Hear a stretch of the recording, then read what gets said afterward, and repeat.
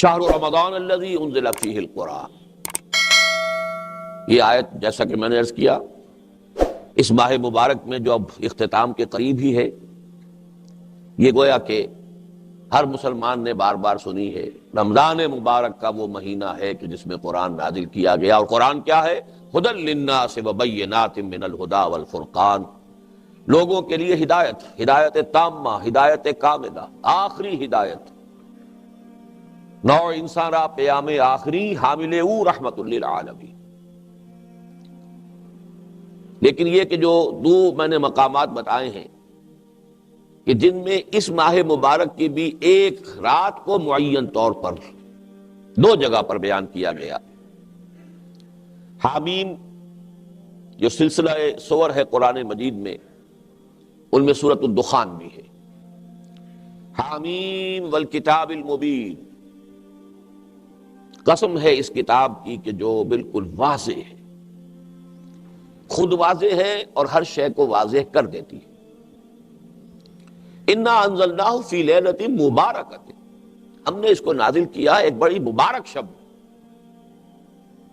انا کنا منذرین، اور ہم انذار کرنے والے ہیں، خبردار کر دینے والے ہیں، اتمام حجت کر دینے والے ہیں کہ قیامت کے دن محاسبہ اخروی کے وقت لوگ یہ نہ کہیں کہ ہمیں وارن نہیں کیا گیا، ہمیں بتایا نہیں گیا.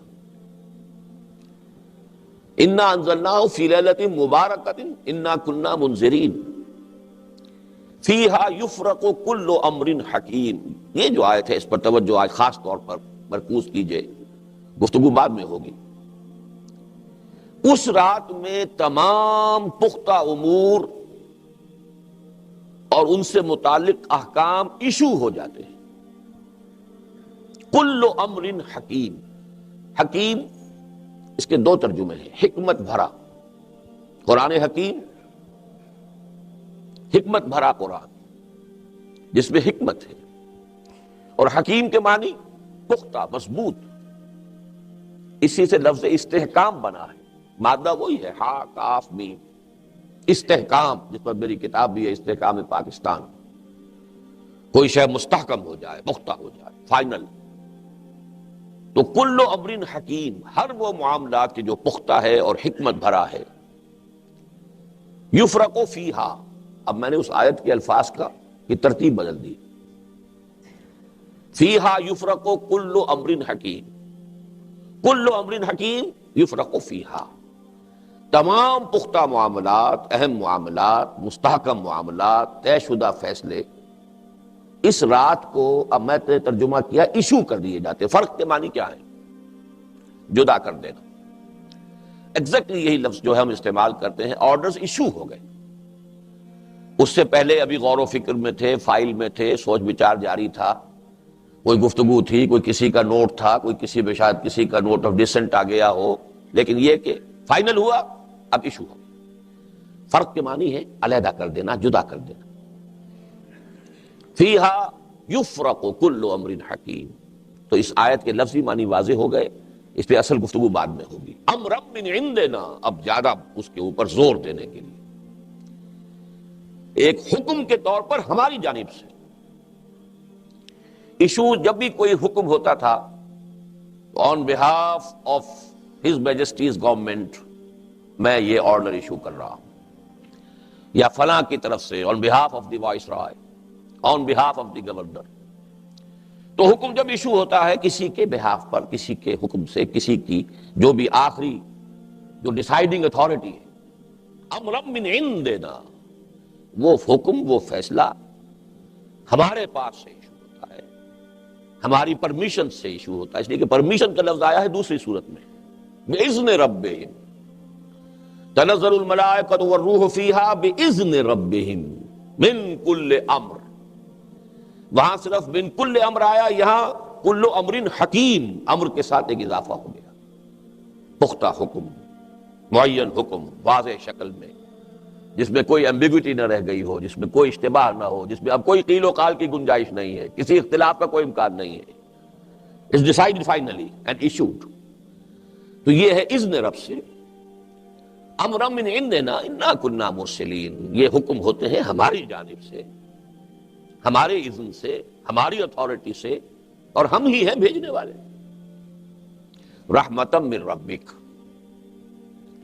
اللہ کا ہر حکم آپ کے رب کی رحمت پر مبنی ہے۔ ہو سکتا ہے کہ کوئی کسی کو ناگوار ہو، کسی کو وقتی طور پر اس سے کچھ تکلیف پہنچ رہی ہو، کسی قوم کو ہلاک کر دیا گیا، وہ بھی امر رب سے کیا گیا، انہیں تو بہت تکلیف پہنچی ہوگی، لیکن یہ ایسا ہی تھا کہ جیسے کسی کے جسم میں سے اگر ہاتھ پہ گینگرین ہو جائے تو پورا جسم کو بچانے کے لیے ہاتھ کو ایمپیوٹیٹ کر دیتے ہیں، کاٹ دیتے ہیں۔ یہ بھی رحمت ہے، پورے جسم کو بچانے کے لیے جو گلا سڑا عضو ہے اس کو کاٹ دیجیے۔ تو پوری نوع انسانی کی مصلحت کے لیے اللہ تعالیٰ اس گلے سڑے مواد کو ختم کرتا رہا۔ لیکن یہ کہ اللہ تعالیٰ کا ہر حکم، ہر فیصلہ اس کی رحمت پر مبنی ہے۔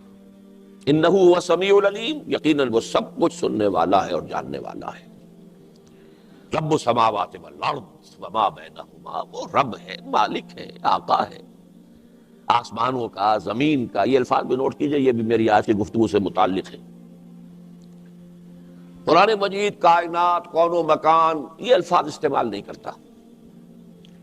یہ الفاظ جو ہے جب قرآن نازل ہو رہا تھا عربوں کی سمجھ میں نہ آتے، یہ زمان و مکان کس بلا کا نام لے رہے ہیں، کیا یہ کمپلیکس ہے؟ لیکن جن چیزوں کو ہم اب تعبیر کرتے ہیں زمان و مکان، سلسلہ وجود، قرآن میں اس کے لیے سادہ اصطلاح ہے آسمان اور زمین اور جو کچھ ان کے مابین ہے، بس، تاکہ وہ ہر آدمی کی سمجھ میں آ جائے۔ آج بھی ہر دیہاتی کی سمجھ میں آ جائے گا، اس وقت ہر بدو کی سمجھ میں بھی آ گیا۔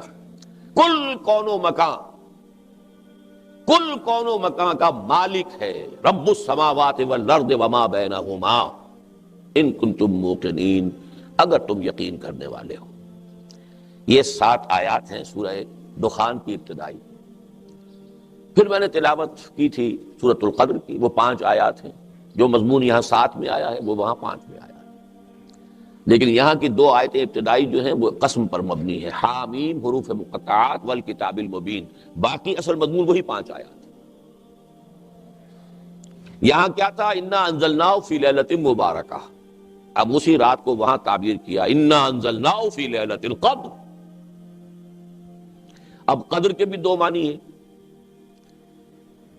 ویلیویبل، قابل قدر، قدر ویلیو، یہ رات بڑی قیمتی بھی ہے اور قدر ہی سے تقدیر بنا ہے، اسی سے اللہ تعالیٰ کے فیصلے ہیں، اندازہ کرنا ہے۔ سبح اسم ربک الاعلی الذی خلق فسوی والذی قدر فہدی والذی اخرج المرعی، قدر، تو یہ لیلۃ القدر ہے، بہت قیمتی بھی ہے اور اس میں تقدیری فیصلے بھی ہوتے ہیں۔ آئندہ سال میں کیا ہونا ہے اس سے متعلق سارے احکام فرشتوں کے حوالے کر دیے جاتے ہیں۔ فیہا یفرق کل امر حکیم، اور وہ فرشتے پھر اس کو لے کر اترتے ہیں۔ اس کا ذکر لیلۃ القدر میں ہے، یہاں نہیں ہے، سورۃ القدر میں ہے۔ انا انزلناہ فی لیلۃ القدر وما ادراک ما لیلۃ القدر، لیلۃ القدر خیر من الف شہر تنزل الملائکۃ والروح فیہا باذن ربہم من کل امر۔ کل امر کے الفاظ تو ان دونوں مقامات پر کامن ہو گئے۔ فیہا یفرق کل امر حکیم، جب ایشو ہونا ہے وہ یفرقو ہے، حکم ایشو ہو گئے، اب اس کی ایگزیکیوشن ہے۔ ایگزیکیوشن کون کرے گا؟ کون ہے اس کائناتی حکومت کے کارندے، اس کی بیوروکریسی، اس کی سول سروس کون ہے؟ ملائکہ۔ تنزل الملائکۃ والروح فیہا باذن ربہم من کل امر سلام ہی حتی مطلع الفجر۔ بہرحال چونکہ ان آیات کا درس اس وقت مقصود نہیں تھا، جو میرا مضمون ہے اس کے حوالے سے جو اہم نکات تھے وہ میں نے آپ کے سامنے واضح کی ہے۔ اب یہ جو تعلق ہے کہ قرآن رمضان میں نازل ہوا، اس کے تقاضے کیا ہیں، کیوں اس میں روزے فرض کیے گئے؟ اس لیے کہ قرآن اگرچہ اپنی جگہ پر تو ہدی للناس ہے، تمام انسانوں کے لیے ہدایت ہے، لیکن اس سے ہدایت حاصل کرنے کی شرط تقویٰ ہے۔ یہ سورہ بقرہ کے شروع میں کہہ دیا ہدی للمتقین۔ اگر تقویٰ نہیں ہے تو پورا قرآن یاد ہے، حافظ ہے، لیکن اخلاق اور کردار کے اعتبار سے بدترین انسان ہے۔ کیوں؟ کہ تقویٰ نہیں۔ جیسے ٹیپ کے اوپر قرآن ہے ایسے ہی اس کے دماغ میں کوئی ٹیپ ہے، اس پر قرآن ہے، اس کی سیرت و کردار کا کوئی تعلق نہیں۔ بڑا مفسر ہے، بڑی تفسیر کر رہا ہے، بڑے درس دے رہا ہے، بہت ہی مفکر بن گیا ہے، تقویٰ نہیں ہے تو خود اس سے اس کا کوئی فائدہ نہیں ہوگا۔ چار پائے برو کتابیں چند، مثل الذین حملوا التوراۃ ثم لم يحملوها كمثل الحمار يحمل اسفارا، جیسے گدھے کے اوپر بہت اعلیٰ کتابوں کا گٹھڑ باندھ کر رکھ دیا جائے، اسے کیا فائدہ۔ ایسے ہی وہ قوم ہوتی ہے کہ جس کو اللہ اپنی کتاب کا حامل بناتا ہے اور پھر وہ اس کا حق ادا نہیں کرتی۔ کیوں نہیں کرتی؟ تقویٰ نہیں ہے۔ تقویٰ ہو تو حق ادا کرے نا۔ یہ ربط و تعلق ہے۔ فی نفس ہی، اپنے مقام پر یہ کیا ہے؟ ہدن للناس، تمام انسانوں کے لیے، تمام زمانوں کے لیے ہدایت کافی، ہدایت تامہ، ہدایت کاملہ، لیکن استفادہ کرنے کے لیے شرط تقویٰ، ہدن للمتقین۔ تقویٰ مقصود ہے روزے کا۔ اب یہ ہے وہ ٹرائنگل جو یہاں مکمل ہوتی ہے۔ قرآن نازل کیا گیا رمضان میں، رمضان میں روزے فرض کیے گئے، دن میں روزہ رکھو، کوئی رتی ماشا تولا کوئی تقویٰ تمہیں حاصل ہو گیا ہے تو وہ لے کر رات کو کھڑے ہو جاؤ۔ من صام رمضان ایمانا واحتسابا غفر له ما تقدم من ذنبه ومن قام رمضان ایمانا واحتسابا غفر له ما تقدم من ذنبه۔ یہ دو پروگرام بالکل پیرلل ہیں، متوازی ہیں، ہم وزن ہیں۔ اور اس سے ظاہر بات ہے کہ وہ 1 گھنٹے کی تراویح سے وہ بات پوری نہیں ہوتی نا، یہ پتہ کہ کیا پڑھا جا رہا ہے۔ ایک ورزش ہے جو ہو گئی ہے، جو افطار میں بہت کچھ کھا پی لیا تھا، وہ اٹھک بیٹھک سے اس کا بھی فائدہ ہو جاتا ہے، چستی آ جاتی ہے، اللہ اللہ خیر صلی اللہ، اور کیا ہے؟ نہ پتا کہ کیا پڑھا گیا، نہ اس کا کوئی نزول ہوا، اور نزول ہو بھی جاتا تو کیا تھا، وہ روزہ جو تھا وہ روزہ تھا ہی نہیں جو رکھا تھا، اس میں کاروبار میں سود کرتے رہے اسی روزے کی حالت میں، وہ روزہ کہاں تھا، وہ تو فاقہ تھا۔ کم من صائم لیس لہ من صومہ الا الجوع، کتنے ہی روزے دار ایسے ہیں جنہیں اپنے روزے سے سوائے بھوک کے اور کچھ حاصل نہیں، اور آج کل کے روزوں میں تو بھوک بھی نہیں تھی۔ تو اچھی طرح سمجھ لیجئے، یہ میں حقیقت کے اعتبار سے بات کر رہا ہوں۔ حقیقی روزہ رکھا گیا تو کچھ نہ کچھ تقویٰ ملے گا، ظرف کے مطابق دیتے ہیں بعدہ ظرف قضا خار دیکھ کر، اپنا ظرف کتنا کچھ تقویٰ پہلے ہے اس میں کتنا اضافہ ہو گیا، اس کو لے کر اب کھڑے ہو جاؤ۔ قیام اللیل، اور قیام اللیل کا اطلاق ازرو قرآن کم سے کم تہائی شب پر ہوگا۔ تراویح کا لفظ تو نہ قرآن میں آیا ہے نہ غالباً حدیث میں آیا ہے جہاں تک میرا علم ہے۔ یہ نظام جو ہے حضرت عمر نے امت کی بہبود کے لیے، کہ جو لوگ نہیں پوری رات یا آدھی رات یا تہائی رات نہیں جاگ سکتے، دن بھر شدید مشقت کی ہے، بمشکل اپنے بچوں کے لیے روٹی کمائی ہے، کسی چلائی ہے یا کچھ اور کیا ہے، چلو ان کو بالکل محروم تو نہ رہیں، 1 گھنٹے کے اندر ہی کھڑے ہو جائیں، کچھ تو سن لیں، کچھ تو انوار جذب ہو ہی جائیں گے۔ یہ حضرت عمر کا اجتہاد ہے رضی اللہ تعالیٰ عنہ۔ ورنہ قرآن مجید میں قیام اللیل کسے کہتے ہیں؟ یا ایھا المزمل قم اللیل الا قلیلا نصفہ او انقص منہ قلیلا او زد علیہ ورتل القرآن ترتیلا۔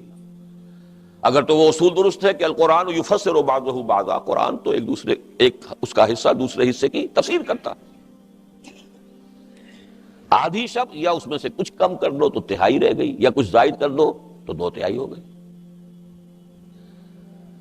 اور اسی کی توثیق ہو گئی اسی سورہ مزمل کی آخری آیت میں، ان ربک یعلم انک تقوم ادنی من ثلثی اللیل ونصفہ وثلثہ وطائفۃ من الذین معک۔ اے نبی، آپ کا رب واقف ہے کہ آپ بھی اور آپ کے کچھ ساتھی بھی کھڑے رہتے ہیں رات کو، 2/3 رات یا آدھی رات یا 1/3 رات۔ اب مضمون مؤکد ہو گیا، 2 جگہ آ گیا کہ نہیں؟ اس سے کم پر قیام اللیل کا اطلاق نہیں۔ بہرحال یہ مضمون میں یہی چھوڑ رہا ہوں، اس کا تھوڑا سا تذکرہ بعد میں ہو جائے گا۔ پہلی بات جیسا کہ میں نے عرض کیا کہ نص صریح سے قرآن کا اور رمضان کا تعلق تو واضح ہو گیا۔ اب آئیے کہ رمضان کا پاکستان کے ساتھ کیا تعلق ہے؟ کوئی تعلق ہے یا نہیں؟ وہ تعلق کیا ہے؟ پاکستان بھی نازل ہوا ہے اسی ماہ مبارک میں اور اسی شب قدر میں، اسی لیلہ مبارکہ۔ اتفاقی تو نہیں یہ بات، اس کائنات میں کوئی شے اتفاقی ہوتی نہیں، اللہ کے اذن سے، اللہ کی پلاننگ سے، اللہ کے فیصلے سے۔ تو یہ معاملہ بھی آپ کے نہ سمجھیے، ذرا پنکھا پھرا بھی چلا دیجیے یا پچھلا یا اگلا. تو جو بھی ہوا ہے وہ اذن رب سے، حکمت رب کے تحت. فیہا یفرق کل امر حکیم، اس کے حوالے سے سمجھیے آپ. ذرا میں نے تجزیہ کیا ہے. پہلے تو یہ سمجھیے کہ یہ نزول کا لفظ میں نے غلط استعمال کیا. شاید سوچ رہے ہو آپ نزول پاکستان کہاں سے نازل ہو گیا؟ تو زمین کے اندر پہلے سے تھا، وہ زمین میں کوئی نئی حدیں بن گئی ہیں، نزول کیسے ہوگی؟ قرآن مجید میں نزول کا لفظ جو ہے وہ صرف قرآن اور وحی کے لیے نہیں آیا ہے. ہلکا کیجیے. اور یہ سارے پنکھے چلا کے ہیں، پچھلا چلا دیں، یہ پھر بند کر دیں. دیکھیے نیند کو بھی کہا گیا ہم نے نازل کی. سورہ آل عمران کی آیت نمبر 157. جب مسلمانوں پر وہ بڑا سخت وقت آ گیا غزوہ احد میں، بہت سخت وقت، اس وقت اللہ تعالیٰ نے خاص قسم کا سکون نازل کیا نیند کی شکل. ثم انزل علیکم من بعد الغم امنۃ نعاسا، یہ اونگ یا نیند نازل کی گئی ہے.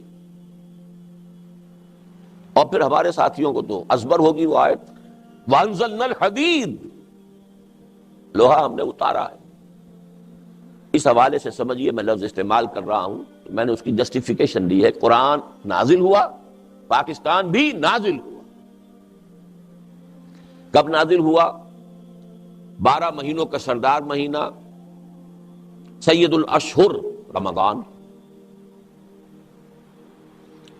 ہفتے کے دنوں میں سید الایام جمعہ، سیدۃ اللیال راتوں کی ملکہ لیلۃ القدر لیلہ مبارکہ. اور یہ تینوں چیزیں جمع کی ہیں اللہ تعالیٰ.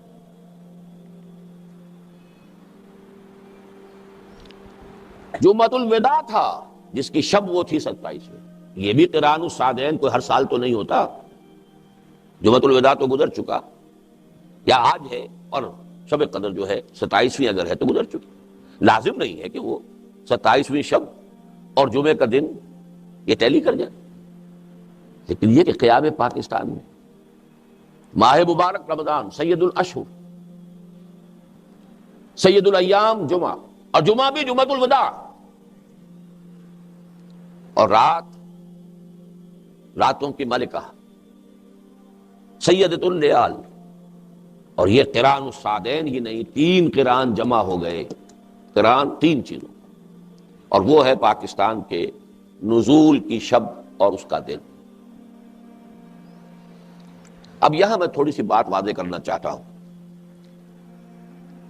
قرآن مجید سے معلوم ہوتا ہے کہ اللہ تعالیٰ کی جو اسکیم اس دنیا میں چلتی ہے اور اس کے جو منصوبے بنتے ہیں، ایک لانگ ٹرم منصوبہ ہوتا ہے اور ایک شارٹ ٹرم.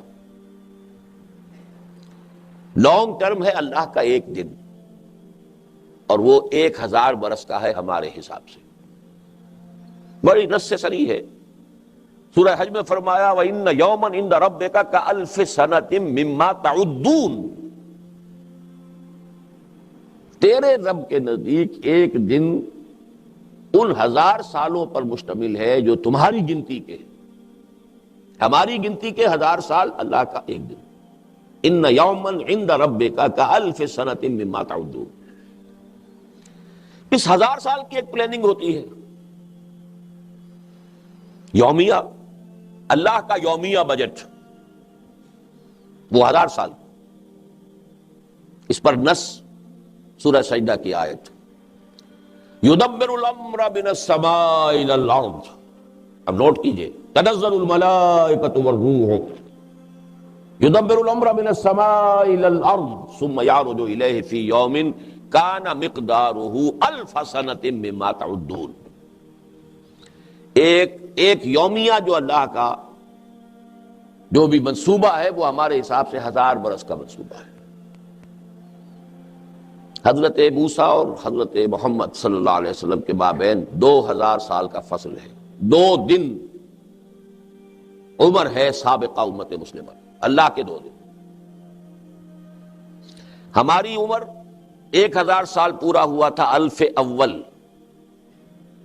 تو سب سے بڑا فتنہ اسی بر عظیم پاک و ہند میں اٹھا تھا، ہندوستان میں اکبر اعظم کے ذریعے، کہ الف ثانی جو ہے وہ اب ایک نئے دین کے لیے ہوگا، وہ دین اکبری، دین الہی ہوگا۔ اللہ کا ایک دن تو پورا ہو گیا، لیکن اس کا مقابلہ کرنے والا جو مجدد اعظم اللہ نے جس کو کھڑا کیا، اس کا نام ہی اب مجدد الف ثانی ہے، اس لیے کہ اللہ تعالیٰ کے یہ منصوبے 1000 برس کے ہوتے ہمارے حساب سے۔ یہ تو ہو گئی ایک گریٹر پلاننگ 1000 ایئرس کی۔ یہ اب دیکھنے والوں کا کام ہے، تاریخ کے بٹوین دی لائنز پڑھے، قرآن کی حکمت اور احادیث نبویہ کی روشنی سے بصیرت حاصل کرتے ہوئے پھر تاریخ کا تجزیہ کرے، لیکن تھوڑا سا ایمان اور یقین ہو قرآن پر اور احادیث پر، تب ہوگا۔ ورنہ ان چیزوں کو یوں ہی کوئی بات نہیں، کوئی اہم بات نہیں ہے، کوئی اس سے کوئی فقہی حکم تو نہیں نکل رہا، ٹھیک ہے، کیپ دیم اسائڈ، بڑی آسانی سے ہو سکتا۔ فقہی حکم تو کوئی نہیں نکلتا، نہ اس آیت سے نکلتا ہے کہ اللہ کا ایک دن 1000 برس کا ہے، نہ اس سے نکلتا ہے کہ تدبیر الامر جو ہے اللہ کی وہ 1000 سال کی ہوتی ہے۔ اس سے تو کوئی فقہی حکم تو مستنبط نہیں ہو رہا۔ اور جو احادیث ہیں ان سے بھی، جو اس سے متعلق احادیث، بہرحال اس کو چھوڑیے اس وقت، لیکن ایک اللہ کی تدبیر ہوتی ہے ہمارے حساب سے سالانہ، وہ ہے کہ جو لیلۃ القدر میں ہوتی ہے۔ اب اس 1000 سالہ منصوبے کا کتنا حصہ اس انسانوں کے ایک سال میں پورا ہونا ہے؟ یہ سالانہ بجٹ سیشن ہے لیلۃ القدر اور لیلہ مبارکہ، اس سال کے لیے تمام اہم احکام کا فیصلہ ہو جاتا ہے، فیہا یفرق کل امر حکیم۔ اسی حوالے سے ایک بات نوٹ کر لیجئے، یہ ہماری تاریخ کا بہت اہم واقعہ ہے۔ مولانا مدنی رحمت اللہ علیہ نے قیام پاکستان سے ٹھیک 1 سال پہلے رمضان مبارک میں جو وہ سلہٹ میں گزارا کرتے تھے، ہر سال رمضان مبارک ان کا سلہٹ میں ہوتا تھا، وہاں ان کے معتقدین کا بہت بڑا حلقہ تھا، وہ بلاتے تھے وہاں پر، وہ گویا کہ ایک طرح کی ان کی روحانی تربیت گاہ 1 مہینے کے رمضان مبارک میں ہوتی تھی، اور ان کے جو بھی خلفاء وغیرہ تھے سلسلہ تصوف کے، وہ سب ہندوستان کے کونے کونے سے پھر رمضان مبارک کے لیے وہاں جمع ہو جاتے تھے۔ جیسے بعد میں اسی قسم کی ایک بہار جو ہے، وہ جب تک کہ شیخ الحدیث مولانا محمد زکریہ مدینہ منتقل نہیں ہوئے تو سہارنپور کی جو ان کی خانقاہ ہے اس میں یہی کیفیت ہوتی تھی رمضان مبارک۔ تو 1 سال پہلے بتا دیا تھا اپنے معتقدین کو کہ ملأ اعلیٰ، اب ملأ اعلیٰ سے مراد کیا ہے؟ فرشتوں کا وہ طبقہ جو سب سے اونچا ہے اور جو اللہ کے قریب ترین ہے۔ ظاہر بات ہے جب کوئی حکم ایشو ہوتا ہے تو پہلے انہی کو دیا جاتا ہے۔ ملأ اعلیٰ میں پاکستان کے قیام کا فیصلہ ہو گیا ہے، بہت اہم بات ہے۔ اس کے بعد بھی 1 سال تک وہ پاکستان کی مخالفت کرتے رہے، اور چنانچہ ان کے ایک معتقد نے وہی سوال کر لیا، پھر حضرت پھر اب ہماری پالیسی جو ہے اس پر کوئی نظر ثانی ہونی چاہیے؟ فرمایا نہیں، وہ تکوینی امور ہیں، ہم تکوینیات کے پابند نہیں ہیں، ہم تشریعیات کے پابند ہیں۔ اب اس جملے کی بھی میں نے وضاحت کی ہے اپنے ایک خطبے میں، لیکن اگر اس کی وضاحت یہاں کرنے لگوں گا میں اسے صحیح سمجھتا ہوں، غلط نہیں سمجھتا اس بات کو، لیکن اب یہ 2 اصطلاحات ہیں بڑی ثقیل، تکوینیات اور تشریعیات، اب ان میں کیا فرق ہے؟ کیونکہ وہ کسی عالم نے بات کی ہوگی، عالم ہی جواب دے رہا ہے، انہوں نے تو سمجھ لیا کہ کیا بات کہی گئی ہے، لیکن میں اس کو اس مفہوم کے اعتبار سے صحیح سمجھتے ہوئے بھی اس وقت نہیں بیان کروں گا، وہ میرے جمعوں کے دوسرے خطبے جو رمضان مبارک میں لاہور میں ہوئے ہیں ان کے کیسٹس میں موجود ہیں۔ تو پہلا حصہ ثابت ہوا رمضان، قرآن رمضان میں نازل ہوا، لیلہ مبارکہ بھی نازل ہوا، لیلۃ القدر میں نازل ہوا، سب کو معلوم۔ رمضان اور پاکستان بھی نازل ہوا، چلیے وہ لفظ آپ کو پسند نہ ہو تو قائم ہوا، اس کا اعلان ہوا، جو بھی ہوا، وہ بھی لیلۃ القدر، جمعۃ الوداع، شب جمعہ اور رمضان مبارک۔ اب تیسرا حصہ لیجئے، قرآن اور پاکستان کا بھی کوئی تعلق ہے؟ یہ ہے جس کو میں چاہتا ہوں ذرا آج اچھی طرح اجاگر کروں، بڑا گہرا تعلق ہے۔ ایک تعلق ہے اس 1000 سالہ تدبیر کے ساتھ، وہ تدبیر کیا تھی؟ قرآن مجید کے جو دور نبوی اور دور صحابہ میں اہم ترین شے تھا صحابہ کرام کے نزدیک، رفتہ رفتہ وہ امت مسلمہ کے ذہن سے، شعور سے پس منظر میں چلا گیا۔ زیادہ توجہات احادیث پر ہوئیں، اس لیے کہ احادیث سے احکام زیادہ نکلتے ہیں۔ قرآن میں تو نماز قائم کرو، یہ فرض کیجئے کہ 20 جگہ آ گیا ہو یا 70 جگہ آ گیا ہو، کیسے قائم کرو یہ تو قرآن میں نہیں ہے، یہ تو پھر حدیث سے ہے۔ تو سارا زور تو اب ہوا نا کہ حدیث کو سمجھو، اور حدیث سے آگے آ گئی فقہ۔ اسلامی حکومت قائم ہو گئی ہے تو اب فقہ سب سے اہم شے ہے، مقدمات کے فیصلے کرنے ہیں، معاملات طے کرنے ہیں۔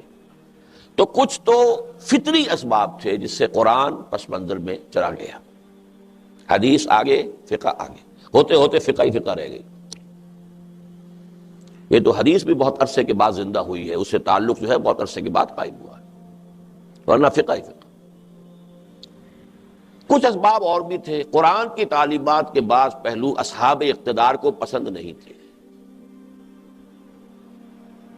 باقاعدہ بھی کوشش ہوئی کہ اس کو پیچھے ہی رکھا جائے، بس پڑھ لیا کرو، ثواب حاصل کر لیا کرو، پڑھ کر سمجھنے لگو گے تو ہماری شامت آ جائے گی۔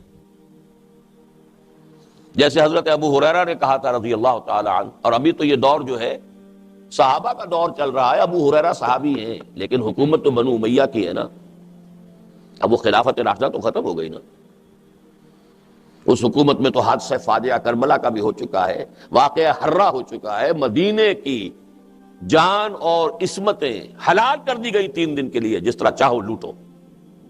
لوٹنے والے بھی مسلمان تھے، کلمہ گو تھے۔ مدینے کے اندر بغاوت کے جراثیم ہیں، قتل ہوئے۔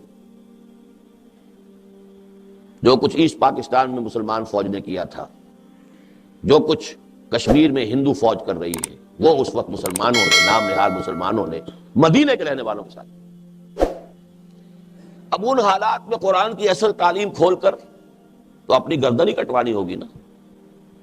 لہذا بخاری کی روایت ہے حضرت ابو ہریرہ کی کہ مجھے میرے حبیب سے، محمد الرسول اللہ سے، علم کے 2 برتن ملے ہیں۔ ایک برتن میں سے تو میں خوب بانٹ رہا ہوں، تقسیم کر رہا ہوں، طہارت کے مسائل، وضو کے مسائل، نماز کے مسائل، روزے کے مسائل، حج کے مسائل، عمرے کے مسائل، اس سے کسی حکومت کو اندیشہ نہیں، خطرہ نہیں، خوب بیان کرو۔ لیکن ایک دوسرا برتن جو ہے اس کا منہ بھی کھول دوں تو یہ گردن اڑا دی جائے گی۔ انہوں نے الفاظ بھی نہیں کہے، بس اشارہ کیا، پھر یہ ہو جائے گا۔ کیوں؟ حکمران کیسے ہونے چاہیے، مسلمانوں کے قائدین کیسے ہونے چاہیے، ان کی صفات کیا ہونی چاہیے، بیت المال کی کیا حرمت ہے، کیا اسے ذاتی عیاشیوں پہ صرف کیا جا سکتا ہے؟ یہ باتیں اگر ہم نے بیان کرنی شروع کر دی، ذرا بیان کیجئے تو سعودی عرب میں بیان کریں گے تو گردن اڑ جائے گی۔ وہ تو آج بھی ہمارے سامنے نگاہ موجود ہے، نگاہوں کے سامنے۔ تو قرآن کچھ تو خود بخود پیچھے اور کچھ پیچھے کر دیا گیا۔ اب وقت کا مجھے احساس ہے، ورنہ میں واقعہ آپ کو سناتا۔ یہاں تک ہوا ہے شاہ جہان کے دربار میں عیسائیوں کا اور مسلمان علماء، درباری علماء کا مناظرہ ہوا، پادریوں کا۔ اب ظاہر بات ہے کہ جو درباری عالم ہے وہ کوئی عام آدمی تو نہیں ہے، وہ تو رفتہ رفتہ ترقی کر کے بہت بڑی مشکل سے کوئی دربار میں پہنچتا تھا، کوئی ایرا غیرہ نتھو خیرہ، کوئی ابھی جس نے پاس کیا سند لیے وہ تو نہیں پہنچ جائے گا۔ ان چوٹی کے علماء کا حال یہ تھا ہندوستان میں کہ ایک پادری نے ایک آیت قرآن کی پڑھی اور اس سے کوئی دلیل جو ہے قائم کرنی چاہیے اپنے حق میں۔ تمام علماء نے کہا یہ قرآن میں نہیں ہے آیت، یہ نہیں ہے، تم جھوٹ بول رہے ہو۔ انہوں نے کہا منگاؤ قرآن، قرآن کھول کر دکھایا، دیکھو یہ آیت ہے۔ یہ واقعات ہیں، بڑے تلخ واقعات۔ بہرحال یہ سمجھ لیجئے کہ قرآن حکیم سے امت کا جو بعد ہو گیا تقریباً 1000 سال میں، کہ یہاں تک نوبت پہنچ گئی، نوبت بہیں جا رسید۔ قرآن تو کام میں آتا ہے، فرنٹیئر میل کی سپیڈ سے قرآن پڑھو، اجی وہاں تو 20 منٹ میں تراویح ہو جاتی ہے، وہاں چلو بھاگ کر۔ یہ قرآن کے ساتھ حشر ہے جو ہم کر رہے ہیں۔ تو اس حوالے سے لیکن اب وہ دوسرے 1000 سال میں اس امت مسلمہ کا قرآن سے تجدید، تعلق کی تجدید کا عمل شروع ہوا ہے ہندوستان میں۔ شاہ ولی اللہ دہلوی، میری پوری کتاب اس موضوع پر موجود ہے، دعوت رجوع الی القرآن، رجوع الی القرآن، قرآن کی طرف رجوع کرنے کا عمل کب شروع ہوا، کیسے شروع ہوا، کیسے قرآن پس منظر میں گیا، وہ سارا فنومینا میں نے دعوت رجوع الی القرآن کا منظر اور پس منظر، دلائل اور حقائق اور شواہد کے ساتھ اس کتاب میں بیان کیا ہے۔ اس کا عمل شروع ہوا کب؟ شاہ ولی اللہ سے، ہندوستان میں۔ اس وقت تک قرآن مجید کا اردو میں تو کیا ترجمہ ہونا تھا، فارسی میں بھی نہیں تھا، فارسی کورٹ لینگویج تھی۔ شاہ ولی اللہ پہلا شخص ہے جس نے فارسی میں ترجمہ کیا، اور علماء ان کے خلاف اتنی زبردست شورش کر کے کھڑے ہو گئے، گویا کہ کفر کیا انہوں نے، ترجمہ کرتا ہے قرآن کا۔ سرحد سے پٹھان منگوا لیے گئے تھے قتل کرنے کے لیے، مسجد فتح پوری کے باہر کھڑے ہوئے تھے کہ جب نکلے گا یہ ولی اللہ اسے قتل کر دینا۔ لیکن ہوا یہ ہے کہ جب وہ نکلے ہیں تو کچھ ایسی ہیبت ان پر طاری ہوئی ہے، ہیبت حق استعین اللہ کی طرف سے، وہ ٹھٹر کے رہ گئے، کسی نے حملہ نہیں کیا، بچ گئے۔ یہ حالت، فارسی میں ترجمہ کیا، ان کے 2 بیٹوں نے اردو میں ترجمہ کیا، ان کے ایک بیٹے نے پہلی اردو میں تفسیر لکھی، شاہ عبد العزیز دہلوی سب سے بڑے بیٹے تفسیر لکھ رہے، تفسیر عزیزی۔ شاہ عبد القادر نے اردو میں ترجمہ کیا، با محاورہ اردو۔ شاہ رفیع الدین نے اردو میں ترجمہ کیا، لفظی اردو۔ یہ عمل یہاں سے شروع ہوا بہت زوردار انداز میں۔ اس کے بعد آگے ذرا اس بات کو پھر میں آگے چلا، اب میں تفصیل میں نہیں جا سکتا ان چیزوں کی بھی۔ آغاز میں نے بتا دیا، شاہ ولی اللہ اور خان وادعش ولی اللہ ہی ان کا خاندان، اس سے ہندوستان میں قرآن کی طرف رجوع، اس کی ایک تحریک شروع ہوئی۔ وہ ہیں 18ویں صدی کے آدمی، 1702 کی پیدائش ہے اور 1762 یا 63 کا انتقال ہے۔ جو جنگ تھی تیسری، پانی پت کی تیسری جنگ، اس کے بعد انتقال ہوا ہے۔ اور وہ جنگ ہوئی بھی تھی کہ انہوں نے بلایا تھا احمد شاہ ابدالی کو کہ مرہٹا طوفان جو اس وقت ہندوستان میں ہے، ہندوستان میں کوئی مسلمان ایسا نہیں ہے طاقتور، کوئی راجہ یا نواب یا کوئی اور عسکری قوت ایسی نہیں ہے کہ جو اب ان مرہٹوں کا مقابلہ کر سکے، تمہیں آنا چاہیے۔ تب وہ آیا تھا، پانی پت کی تیسری جنگ۔ لیکن جو دعوت نزول القرآن کا سلسلہ شروع ہوا ہے، اس میں پھر 19ویں صدی میں کیا کام ہوا، اب میں اس تفصیل میں نہیں جا سکتا، جسے شوق ہے میری کتاب پڑھے۔ 20ویں صدی میں یہ کام 2 زبردست آدمیوں نے کھڑا شروع کیا ہندوستان میں، جن میں سے سب سے اہم اقبال۔ میری کتاب ہے علامہ اقبال اور ہم، اس میں نے 4 چیزیں واضح کی ہیں۔ رومی ثانی اقبال ہے۔ مولانا رومی کی مثنوی کے بارے میں یہ کہا، کسی نے کہا، بہت اونچے شاعر نے کہا،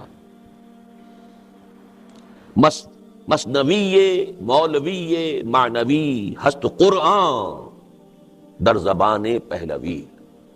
قرآن کی تعبیر، اس کے بڑے غامض حقائق کی تعبیر فارسی شعر کے پیرائے میں، یہ مثنوی ہے۔ اور یہی بات اقبال کے بارے میں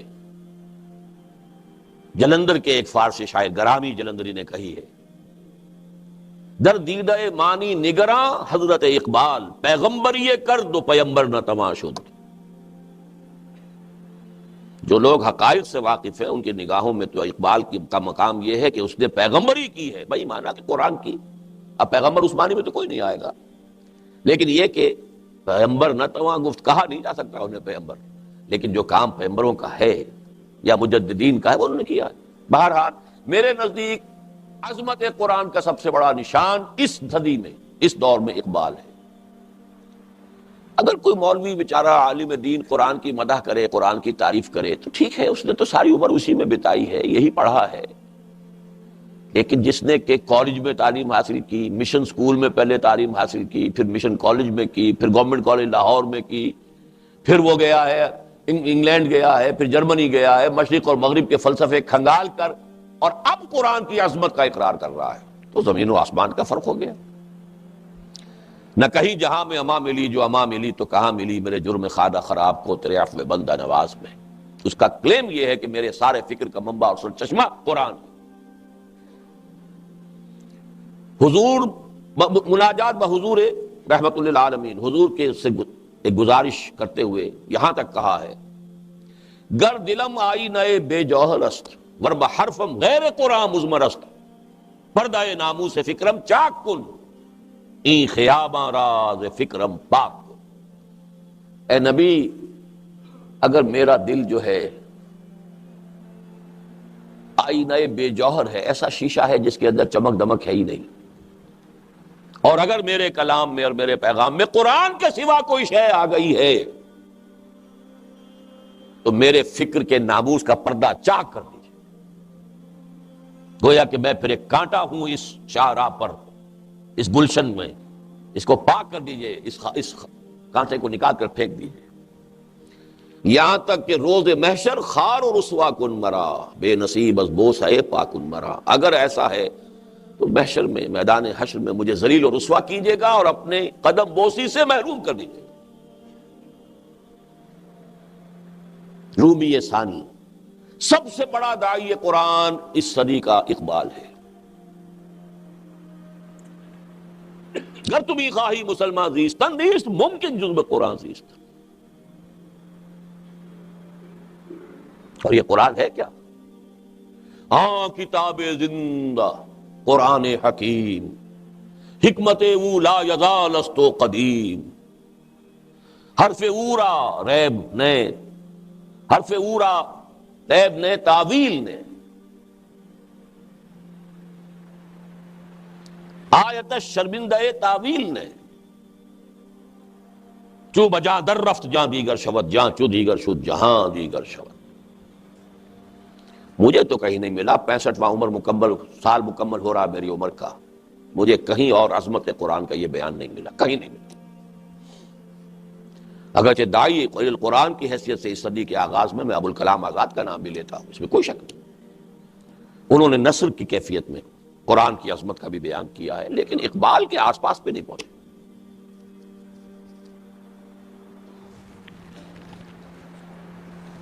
اور یہاں میں آپ کو دو گواہیاں دینا چاہتا ہوں عالم اسلام کے دو مسلمان مفکرین کی اس صدی کے، ایک عرب ایک ایرانی۔ الجزائر کے ایک بہت بڑے مفکر، انہوں نے عربی میں کچھ لکھا ہی نہیں، فرانسیسی زبان میں ان کی کتابیں ہیں بے شمار، مالک ابن نبی۔ انہوں نے عجیب تجزیہ پیش کیا ہے، انہوں نے کہا ہے اپنی ایک کتاب میں کہ امت مسلمہ کا جو انٹلیکچوئل اور اسپرچول سینٹر آف گریوٹی ہے وہ اب منتقل ہو چکا ہے ساؤتھ ایشیا کو۔ اس ایک جملے کا پس منظر کیا ہے؟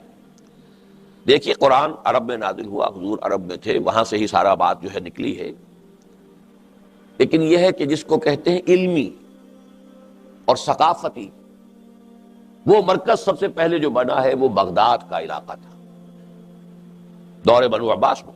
سائنس، فلسفہ، فکر، اسی زمانے میں تو آخر فقہ مرتب ہوئی ہیں، اسی زمانے میں تفسیریں لکھی گئی ہیں، اسی زمانے میں احادیث جمع ہوئی ہیں، تو مذہبی، علمی اور ویسے فکری، ثقافتی اور روحانی شیخ عبد القادر جیلانی کہاں کے تھے؟ یہ مرکز رہا ہے تقریباً 700 برس تک، بغداد مرکز، اور وہ علاقہ جو ہے وہ گویا کہ علاقے کی حیثیت سے۔ پھر یہ سینٹر شفٹ ہوا ہے مغرب میں، اسپین اور یہ المغرب جسے کہتے ہیں، الجزائر، تونس، موراکو، موریتانیہ۔ اور یہ اسی الجزائر کا ایک شخص کہہ رہا ہے کہ اب یہ مرکز جو ہے یہ منتقل ہو گیا جنوبی ایشیا، جنوبی ایشیا ہندوستان کو کہتے ہیں۔ اب جو اسپرچول اور intellectual centre of gravity of the Muslim امہ is in the Indian sub continent. اس کی وضاحت آپ کو مل جائے گی، میں یہ بات بہت پہلے کہہ چکا ہوں، وہی دعوت رجوع القرآن کے اندر آپ یہ ساری چیزیں دیکھ لیں۔ ہمارے انٹلیکچوئل اور فلسافیکل اور اسپرچول فاؤنٹین ہیڈ کی حیثیت تو صرف قرآن ہی کو حاصل ہے، نکلتا تو وہیں سے جو کچھ نکلتا۔ دوسری بات ڈاکٹر علی شریعتی کی ہے، ایران کے انقلاب میں فکر نام کی کوئی شے اگر تھی وہ صرف علی شریعتی کی تھی۔ وہ تو بہت ینگ ایج میں اس کو بادشاہ نے شہید کروا دیا تھا، اس کے بہت عرصے کے بعد پھر یہ علماء کی ایک جو ہوئی ہے اپرائزنگ ہوئی ہے، اس سے انقلاب آیا ہے، اور اس کے پیچھے کوئی فکر نہیں تھا۔ فکر اگر تھا کسی درجے میں تو علی شریعتی کے تھا، ورنہ خود آیت اللہ خمینی کو مفکر نہیں تھے۔ ان کی تصنیفات ایسی ہیں جیسے مولویوں کی تصنیفات ہوتی ہیں، اور کٹر جیسا شیعہ مولوی لکھے گا وہی چیزیں انہوں نے اس میں لکھی ہوئی ہیں۔ انقلابی کوئی فکر نہیں، یہ تو علماء کی ایک اپرائزنگ تھی، جیسے اب طالبان کی ہے افغانستان میں۔ کٹر حنفی قدامت پسند علماء ہیں، اس کا بھی تذکرہ بعد میں آئے گا، لیکن انٹلیکچوئل اور روحانی، دیکھیے ایک عجیب بات ذہن میں آئی ہے، آپ سارا تصوف، وہ جو مروجہ تصوف ہے، اس مروجہ تصوف میں کیا صحیح ہے کیا غلط ہے، یہ میری ایک تقریر تھی جو اب شائع ہونی شروع ہو گئی ہے، پہلی قسط میثاق میں آ گئی ہے تازہ میں، اور اس کا بھی شان ورود یہ ہے کہ میں نے ایک تقریر کی تھی 2 کیسٹس پر مشتمل، جس میں میں نے مروجہ تصوف پر جو حصے اس کے غلط ہیں اس کی تنقید کی تھی، جو صحیح ہیں ان کی تائید کی تھی۔ ایک حلقہ ہے وہ تنظیم الاخوان، مولانا محمد اکرم آوان صاحب ان کے مرشد ہیں اور بہت سے ان کے جو ہیں وہ مرید ہیں، تو الریاض سعودی عرب کا جو کیپٹل ہے وہاں جو الاخوان کے لوگ تھے انہوں نے میرے اس کیسٹ میں سے تنقیدی حصے نکال دیے، تعریفی حصے جمع کر کے میرے نام سے میرا کیسٹ چلا دیا۔ آج کی روحانیت یہ ہے جو خیانت بھی کرتی ہے، چوری بھی کرتی ہے، سرقہ بھی ہے۔ جب انہیں کہا گیا، انہوں نے کہا آپ چاہے اسے چوری سمجھ لیں چاہے کچھ اور سمجھ لیں، ہم تو کریں گے۔ اکرم آوان صاحب کو لکھا گیا، ان کی طرف جواب نہیں آیا۔ اب ہم نے یہ کیا ہے مجبوراً کہ وہ پوری تقریر شائع کر رہے ہیں، جو کچھ انہوں نے بھی کیسٹ میں رہنے دیا ہے وہ بھی، اور جو تھا وہ بھی، اور جو انہوں نے کاٹ دیا اس کو ذرا بولڈ کیا ہے تاکہ لوگوں کو معلوم ہو جائے کہ کیا کیا اس میں سے انہوں نے نکالا ہے۔ بہرحال جو بھی مروجہ تصوف ہے، اس وقت میں اس تفصیل میں نہیں جا رہا، وہ پہلی قسط اس کی شاید 3 میں مکمل ہو سکے گا، بہت کیونکہ 2 قسطوں پر مشتمل میری تقریر تھی وہ، لیکن اس کا پہلا آ گیا ہے تازہ میثاق میں۔ لیکن مروجہ تصوف میں ایک بات آپ کو نظر آئے گی، سارا ہندوستان میں تصوف باہر سے آیا۔ کہاں سے چلے آ رہے ہیں؟ شیخ علی حجویری کہاں سے چلے آ رہے ہیں؟ معین الدین چشتی کہاں سے آ رہے ہیں؟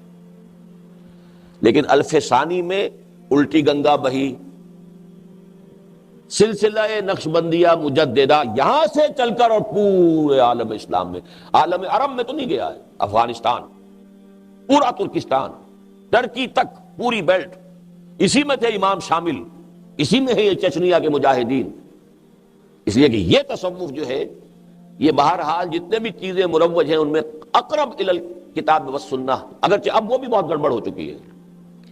اس کی جو ایک ریلائسنس ہو رہی ہے، امریکہ میں ایک حلقہ بنا ہے نقشبندیہ کا، وہ بہت غلط رخ پر جا رہے ہیں۔ وہ تو یہ ہے کہ زاغوں کے تصرف میں عقابوں کے نشیمن، لیکن یہ آپ کو معلوم ہونا چاہیے کہ الف ثانی میں ایک سلسلہ تصوف روحانیت کا بھی ہندوستان سے نکل کر پھیلا ہے باہر۔ پہلے وہ آ رہا تھا باہر سے ہندوستان کی طرف۔ اسی طرح فکر، اقبال مفکر اعظم مصری، ہندوستان کا، پاکستان میں دفن، لاہور میں دفن۔ یہ جو اقبال نے قرآن مجید کی خدمت کی یا اس کی للکار مسلمانوں کی دی، اس قدر پیارے الفاظ ہیں۔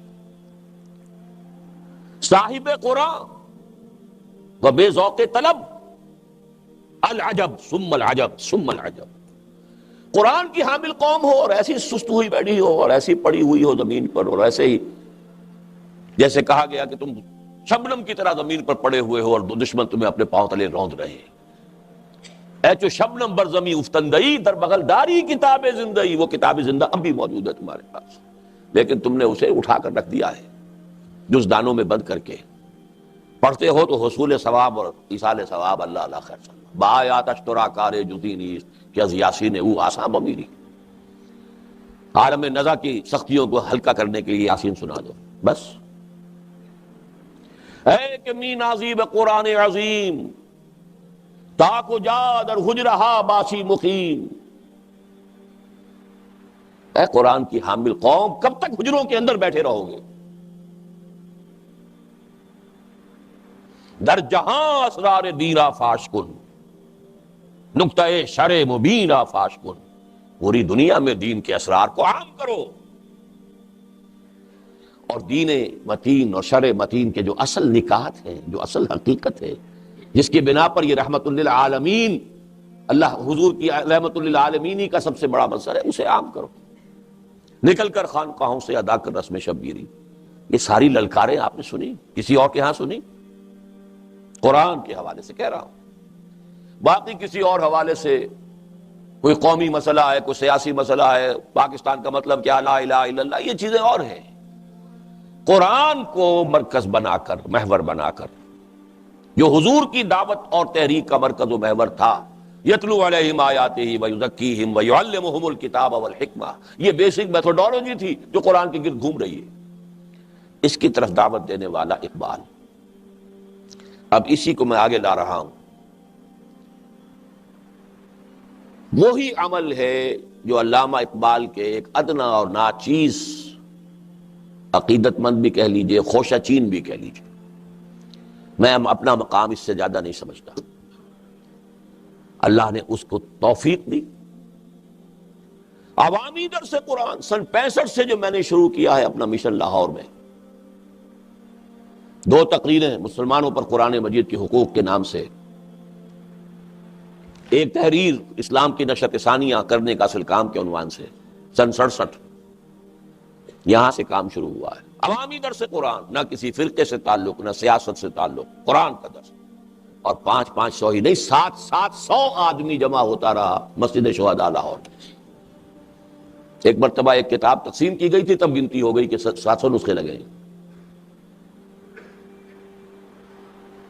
پھر یہ کہ مرکزی انجمن خدام القرآن اور پھر اس کی شاخیں، انجمن خدام القرآن سندھ، انجمن خدام القرآن پنجاب، انجمن خدام القرآن فیصل آباد، انجمن خدام القرآن کوئٹہ، انجمن خدام القرآن پشاور، انجمن خدام القرآن اسلام آباد، society of the servants of Quran Chicago, society of the servants of Quran Toronto, بنتے رہے. پھر ان کے بطن سے اکیڈمیوں کا وجود ہوا، قرآن اکیڈمی لاہور، قرآن اکیڈمی کراچی، قرآن اکیڈمی ملتان، چوتھی جو ہے فیصل آباد میں بننے والی ہے. اس سے آگے قرآن کالج لاہور میں، قرآن کالج یہاں. یہ سب کیا ہے؟ یہ کسی تدبیر کا حصہ ہے. توفیق تو اللہ بندوں کو دیتا ہے، اپنی تدبیر امر بندوں کے ذریعے سے کراتا ہے. پوری تدبیر امر تو وہ ہے جو ہو رہی ہے. اور اس کی جو موسٹ ریسنٹ شکل ہے، جو 15 سال سے تقریباً شروع کی، کوئی شخص یقین نہیں کر سکتا تھا کہ لوگ تراویح کے لیے 5 6 گھنٹے بھی جاگ سکتے. جب میں نے شروع کیا ہے تو ایک ہلہ گلہ ہو گیا. کچھ کم ہمت لوگوں نے اس کا مذاق اڑایا، کچھ نے کہا یہ بدعت ہے، کچھ نے کہا یہ ہے، اور کوئی میں بھی نہیں سمجھتا تھا کہ اتنے لوگ. اور آج پاکستان میں کم سے کم 50 مقامات پر اس کی فہرست بھی دے دی گئی ہے میثاق میں، بالمشافہ بھی، جیسے کہ یہاں ہو رہا ہے رات کو دورہ ترجمہ قرآن. انجینئر ہے، وہ مولوی کی تعلیم حاصل کر کے تو نہیں آئے. اللہ کے فضل و کرم سے کم 50 ایسے نوجوان تیار ہو چکے. یہ بات معمولی نہیں ہے. اس کو پس منظر میں رکھیے. اس کے جو میں نے حدیث سنائی آپ کو، ان اللہ یرفع بہذا الکتاب اقواما ویضع بہ آخرین، اللہ اسی قرآن کی بدولت قوموں کو اٹھائے گا اور اسی قرآن کو چھوڑنے کے باعث ذلیل و خوار کر دے گا. اس کے راوی حضرت عمر ہے رضی اللہ تعالیٰ عنہ، فقہائے صحابہ میں سے ہیں، کبار صحابہ میں سے. امت کی صرف ایک شخصیت سے نیچے ہیں، ابو بکر کے بعد نمبر 2. اس کی روایت ہے کہ حضور نے فرمایا ان اللہ یرفع بہذا الکتاب اقواما ویضع بہ آخرین. یہ جو قرآن کا ہمہمہ ہے، ولولہ ہے، یہ جو جوش و خروش ہے، یہ جو ہو رہا ہے درس قرآن، یہاں تاج محل میں جب ہوتا رہا ہے 2-2.5 ہزار آدمی ایک وقت کے اندر ہوتا تھا. جو میں نے جا کر دیا تھا درس ابو ظبی میں، اس کے شکار وہ بیٹھے ہوئے کونے میں سید نسیم الدین صاحب، انہوں نے وہ منظر دیکھا ہے، اور بھی بہت سے لوگوں نے دیکھا ہوگا. 7 دن جو درس ہوا ہے وہاں پر، جو درس جا کر دے کر آیا ہوں حیدرآباد دکن میں، کم سے کم 15,000 آدمی، 10,000 مرد، 5,000 برقع پوش عورتیں ہوتی تھی مسجد مکہ میں، مکہ مسجد حیدرآباد دکن میں. پوری دنیا میں لے کر پھرا، دشت میں کوہ میں لے کر تیرا پیغام پھرے. شکاگو میں تربیت گاہ ہو رہی ہے، پورے قرآن مجید کا دورہ ترجمہ قرآن ہو رہا ہے. اگرچہ آدھا کر سکا تھا، پورا نہیں ہو سکا تھا، باقی جو ہے آدھا کرنے کے لیے گیا تھا، لیکن صحت نے جواب دے دیا، میں واپس آنے پہ مجبور ہو گیا. وہ ایک علیحدہ مسئلہ ہے، میں اس میں کوئی وقت ضائع نہیں کرنا چاہتا. تو یہ جو ہے قرآن مجید کا کام. اور جن 2 آدمیوں کا میں نے نام لیا تھا جن کو داعی قرآن کی حیثیت سے اللہ نے کھڑا کیا، دونوں نے ایک اٹیمپٹ کی اور دونوں اٹیمپٹس ناکام ہو گئی. اللہ نے وہ اٹیمپٹ جو ہے پوری کروانا میری تقدیر میں لکھا ہوا تھا. تقدیر تو اس کی ہے. علامہ اقبال نے بنوایا دارالاسلام، ایک ایسا ادارہ جس میں گریجویٹس کو رکھا جائے اور انہیں قرآن پڑھایا جائے. اور ان کا گمان یہ تھا، شاید غلط ہو، کہ ہندوستان میں کوئی ایسا عالم دین اس وقت موجود نہیں ہے جو ان انگریز، اور وہ انگریز اس زمانے کے انگریزی تعلیم یافتہ گریجویٹس، اس زمانے آج کا گریجویٹ نہیں جس کو اس وقت تو میٹرک کیا مڈل کے برابر کا ہوتا آج کا گریجویٹ، کوئی حیثیت ہی نہیں تھی۔ گریجویٹس اس زمانے کے 30s کے زمانے کے گریجویٹس، ان کو جن کے دماغوں میں کیا کیا خناس بھر دیے گئے ہیں، اور ان کو قرآن پڑھانا تو آسان کام، قدم قدم پر سوال کریں گے، قدم قدم پر اعتراض کریں گے۔ تو کوئی ایسا شخص چاہیے جو روشن دماغ ہو، جدید اور قدیم پر نظر ہو، مغربی فکر و فلسفے پر بھی نظر ہو، عربی زبان کے گہرا علم ہو۔ تو ہندوستان میں کوئی نظر نہیں آیا تو ایک درخواست بھجوائی الازہر یونیورسٹی کہ ہمیں کوئی ایسا عالم دیجیے جو گریجویٹس کو قرآن پڑھا کر انہیں مطمئن کر سکے۔ وہاں سے بھی معذرت آ گئی کہ ایسا کوئی آدمی ہمارے پاس بھی موجود ہے، لہذا وہ عمارتیں بن گئی تھی دارالاسلام کی، وہ بس پھر اس کے بعد یہ کہ مولانا مودودی وہاں چلے گئے، جماعت اسلامی کا مرکز وہاں رہا، یہ اپنا ایک مفید کام تو ہوا، اس میں ایک وقت قائم ہو گیا تھا، لیکن یہ کہ وہ اسکیم نہیں چل سکی۔ اسی اسکیم کو ابوالکلام آزاد نے شروع کیا تھا ان سے بہت پہلے، کلکتہ میں دارالارشاد، قرآن کے مبلغین اور داعی پیدا کیے جائیں جو قرآن کو پوری طرح سمجھ چکے ہوں اور پھر اس کو پہنچائیں۔ وہاں چونکہ مولانا آزاد وہ تحریک آزادی کے اندر کود پڑے، پھر قید و بند ہے، آج بھی قید، وہ سارا کا سارا ادارہ شروع ہوا اور لیکن ختم ہو گیا۔ علامہ اقبال کا خواب تو شرمندہ تعبیر ہوا ہی نہیں، انہوں نے بنایا تھا دارالارشاد۔ وہ دونوں چیزیں آپ کو اس کتابچے میں، مسلمانوں پر قرآن مجید کے حقوق نامی کتابچے میں پیچھے ان کی کچھ وضاحت مل جائے گی، لیکن یہ کہ اللہ تعالیٰ نے قرآن اکیڈمی کے عنوان سے وہی ادارہ، وہی فکر، گریجویٹس کو ہم نے رکھا ہے، ایم ایز کو بلایا ہے، عربی بنیادی پڑھائی ہے، قرآن پڑھایا ہے، فیلوشپ اسکیم شروع کی تھی، اب ایک سالہ کورس ہے جس میں امریکہ سے لوگ آ رہے ہیں، شامل ہوتے ہیں، پڑھتے ہیں، جاتے ہیں، مطمئن ہو کر جاتے ہیں، الحمدللہ ثم الحمدللہ۔ یہ سارا جو میں عرض کر رہا ہوں، ہم ہما، غلغلہ، ولولہ، یہ کوئی ایسا تو نہیں ہے، قرآن ایسی کوئی بیکار اور حقیر چیز تو نہیں ہے کہ قرآن مجید کا یہ ذوق و شوق ہو اور پھر کوئی نتیجہ نہ نکلے۔ البتہ یہ کہ وقت لگتا ہے، اپس اینڈ ڈاؤنز آتے ہیں۔ حضور کی محنت 10 برس کی تھی تو بمشکل 125 آدمی آئے تھے سن 10 نبوی میں، اس کے بعد ایک طوفان آ گیا۔ یہ ہوتا ہے۔ غزوہ احد کے وقت محسوس ہوتا تھا کہ گئے، ساری دھاک جو غزوہ بدر کی بیٹھی تھی ختم ہو گئی، لہذا چڑھ کر آ گئے 12,000 کا لشکر چاروں طرف سے، گویا کہ اب آخری جو ہے ختم کرو اس چراغ کو، بجھا دو۔ لیکن نتیجہ کیا نکلا؟ تو اپس اینڈ ڈاؤنس تو آتے رہتے، اس کی فکر نہ کیجیے، لیکن اس وقت see through the history, the historical process, 1000 برس کی اس منصوبہ بندی میں، الف ثانی میں جنوبی ایشیا اور یہ بر عظیم پاک و ہند کروشل اس کی حیثیت ہے۔ شیخ احمد سرہندی، عبدالحق محدث دہلوی، شاہ ولی اللہ دہلوی، سید احمد بریلوی، علامہ اقبال، شیخ الہند، مولانا مودودی، مولانا الیاس رحمہم اللہ، ان کے برابر کی کوئی شخصیت پورے عالم اسلام میں آپ کو نظر نہیں ہے، اپنے اپنے میدان میں۔ اور اس کام کو اللہ کے فضل و کرم سے 32 برس ہو گئے اب مجھے کہ میں نے اس میں اپنا بیشتر اور بہتر وقت لگایا ہے، نتائج نکلیں گے۔ اس سے آگے بڑھ کر وہ کام جس کا خواب علامہ اقبال نے آخری عمر کے سال میں دیکھا 35-36 میں، وہ بھی ان کی زندگی میں اس کا آغاز نہیں ہو سکا۔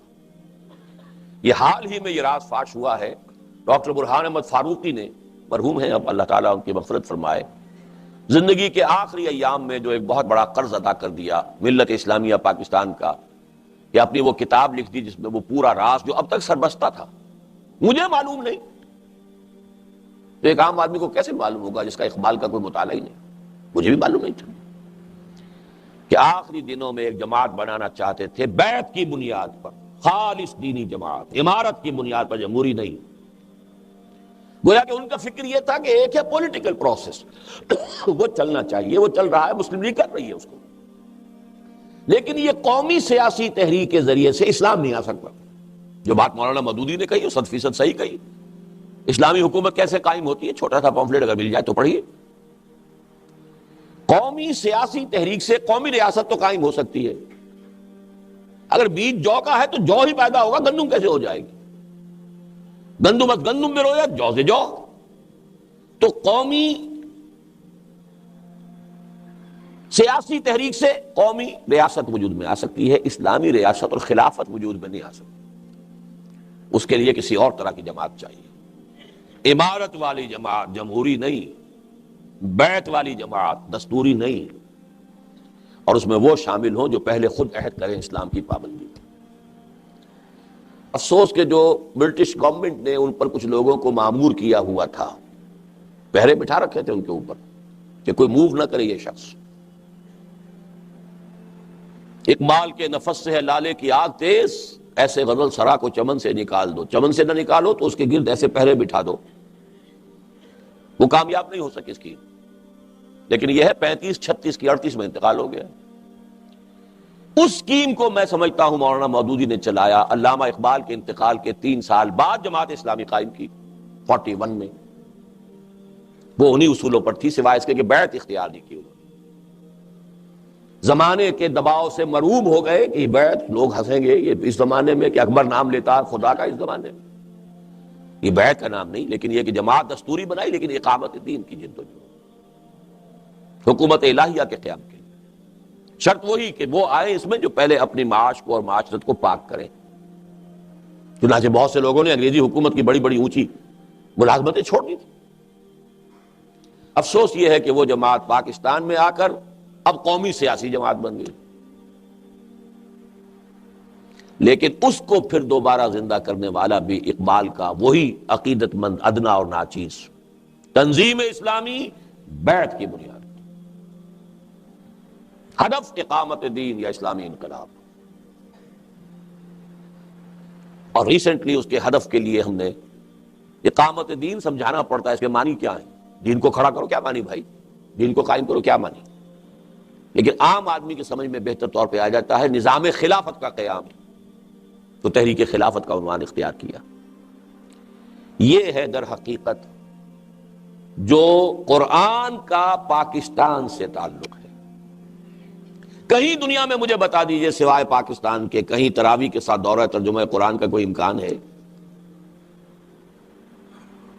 کہیں پوری دنیا میں مجھے بتا دیجئے کہ کسی فرقے واریت سے آزاد اور کسی وقتی سیاست سے لا تعلق رہتے ہوئے درس قرآن کی محفل، خالص درس قرآن کی محفل، اس میں ایک وقت میں 700 آدمی اور ایک وقت میں تاج محل ہوٹل میں 2500 آدمی، کہیں ہے اس کا امکان؟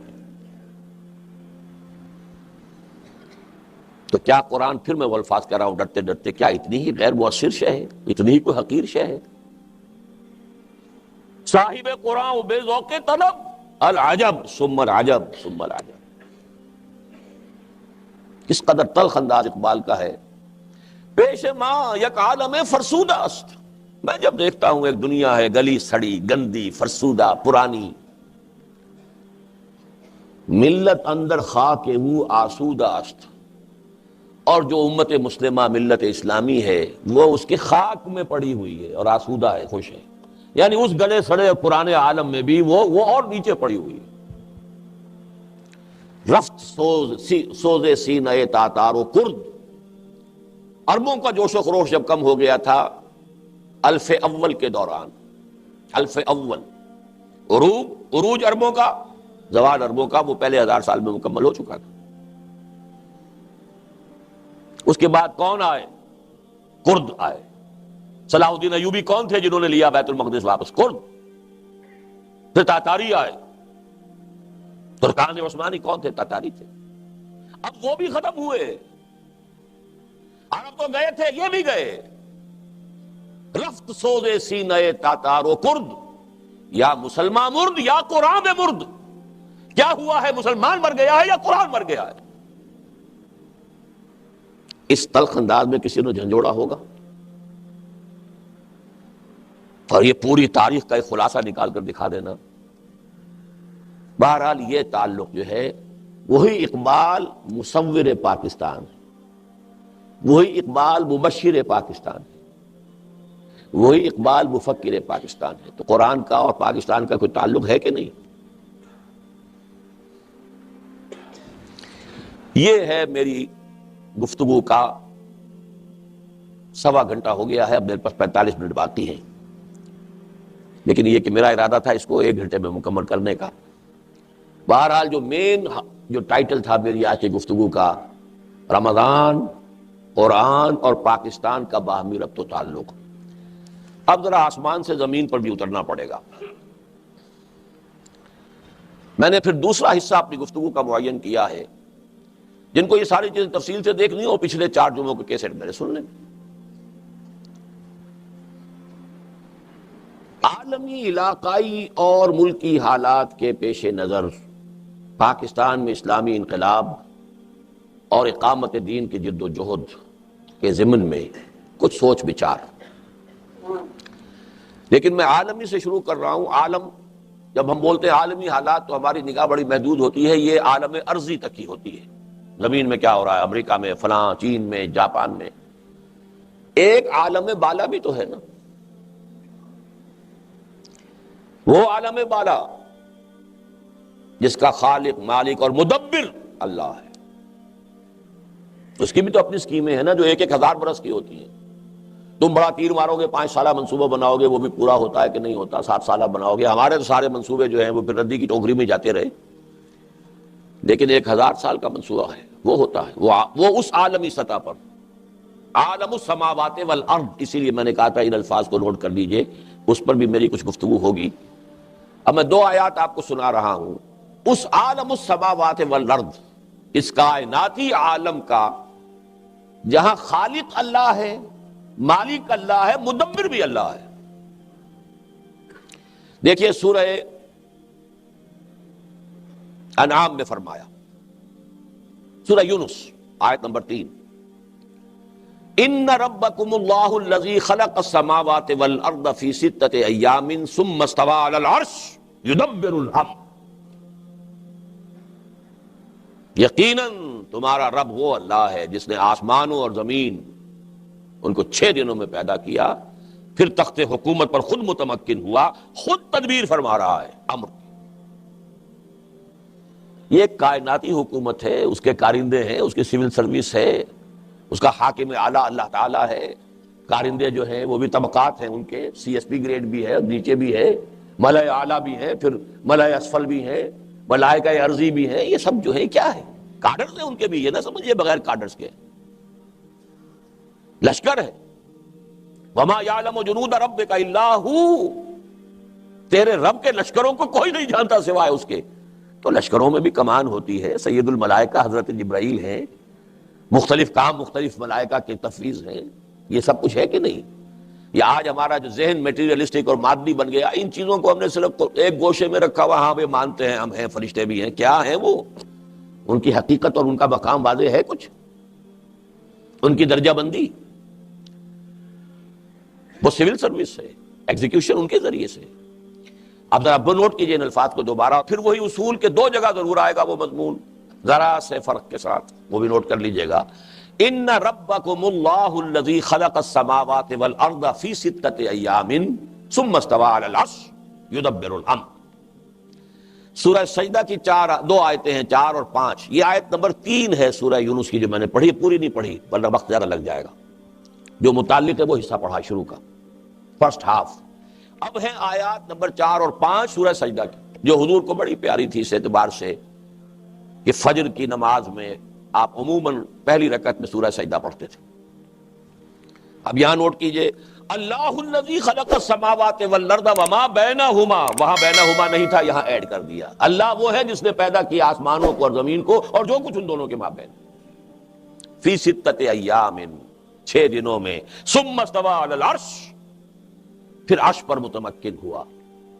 وہاں تھا یدبر الامر صرف، یہاں اس کی تفصیل آ گئی، یدبر الامر من السماء الى الارض ثم يعرج الیہ فی یوم کان مقدارہ 1000 سنۃ مما تعدون۔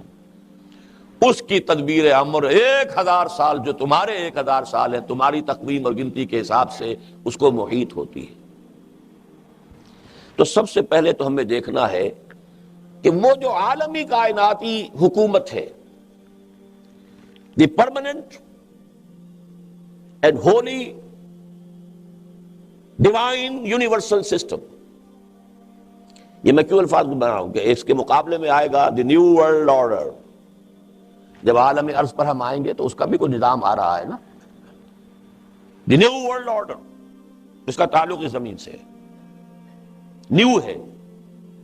وہ جو ہے آرڈر وہ ہمیشہ کا وہی ہے، اس میں نیو اور اولڈ کا کوئی سوال نہیں. دی پرماننٹ، اسی لیے لفظ میں نے ایڈ کیا، the permanent holy divine universal system, پوری یونیورس کو محیط. اس کے حوالے سے ہم کہاں کھڑے ہیں؟ یہ باتیں میں نے پوری تفصیل سے اپنی ایک کتاب میں بیان کی ہیں، جو 3 سال پہلے عید الفطر میں نے تقریر میں بیان کی تھی مختصراً. پھر اس پر کالم لکھے تھے، اس کے مختلف مضامین نوائے وقت میں چھپے تھے. پھر کتاب بن کر آ گئی تھی، سابقہ اور موجودہ مسلمان امتوں کا ماضی، حال اور مستقبل.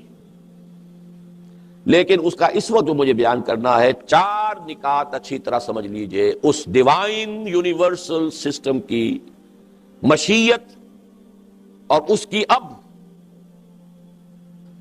تقدیر کیا ہے، کیا ہوگا. واللہ غالب علی امرہ، اللہ کا یہ امر جو ہے جس پر وہ غلبہ رکھتا ہے، اس کے کیا مراحل سامنے آنے والے ہیں. اب اس میں نے کہاں سے اخذ کیا؟ قرآن سے کیا. کہاں سے کیا؟ حدیث سے کیا. علامہ اقبال سے تمام تر اپنی عقیدت کے باوجود ان کے ایک شعر کو میں نے تبدیل کر دیا، اسے میں غلط سمجھتا ہوں. انہوں نے کہا کہ خیرہ نہ کر سکا مجھے جلوہ دانش فرنگ. صحیح ہے، 100% صحیح ہے. سرما ہے میری آنکھ کا خاک مدینہ و نجف. مدینے سے مراد حضور کو لیا، نجف سے حضرت علی کو.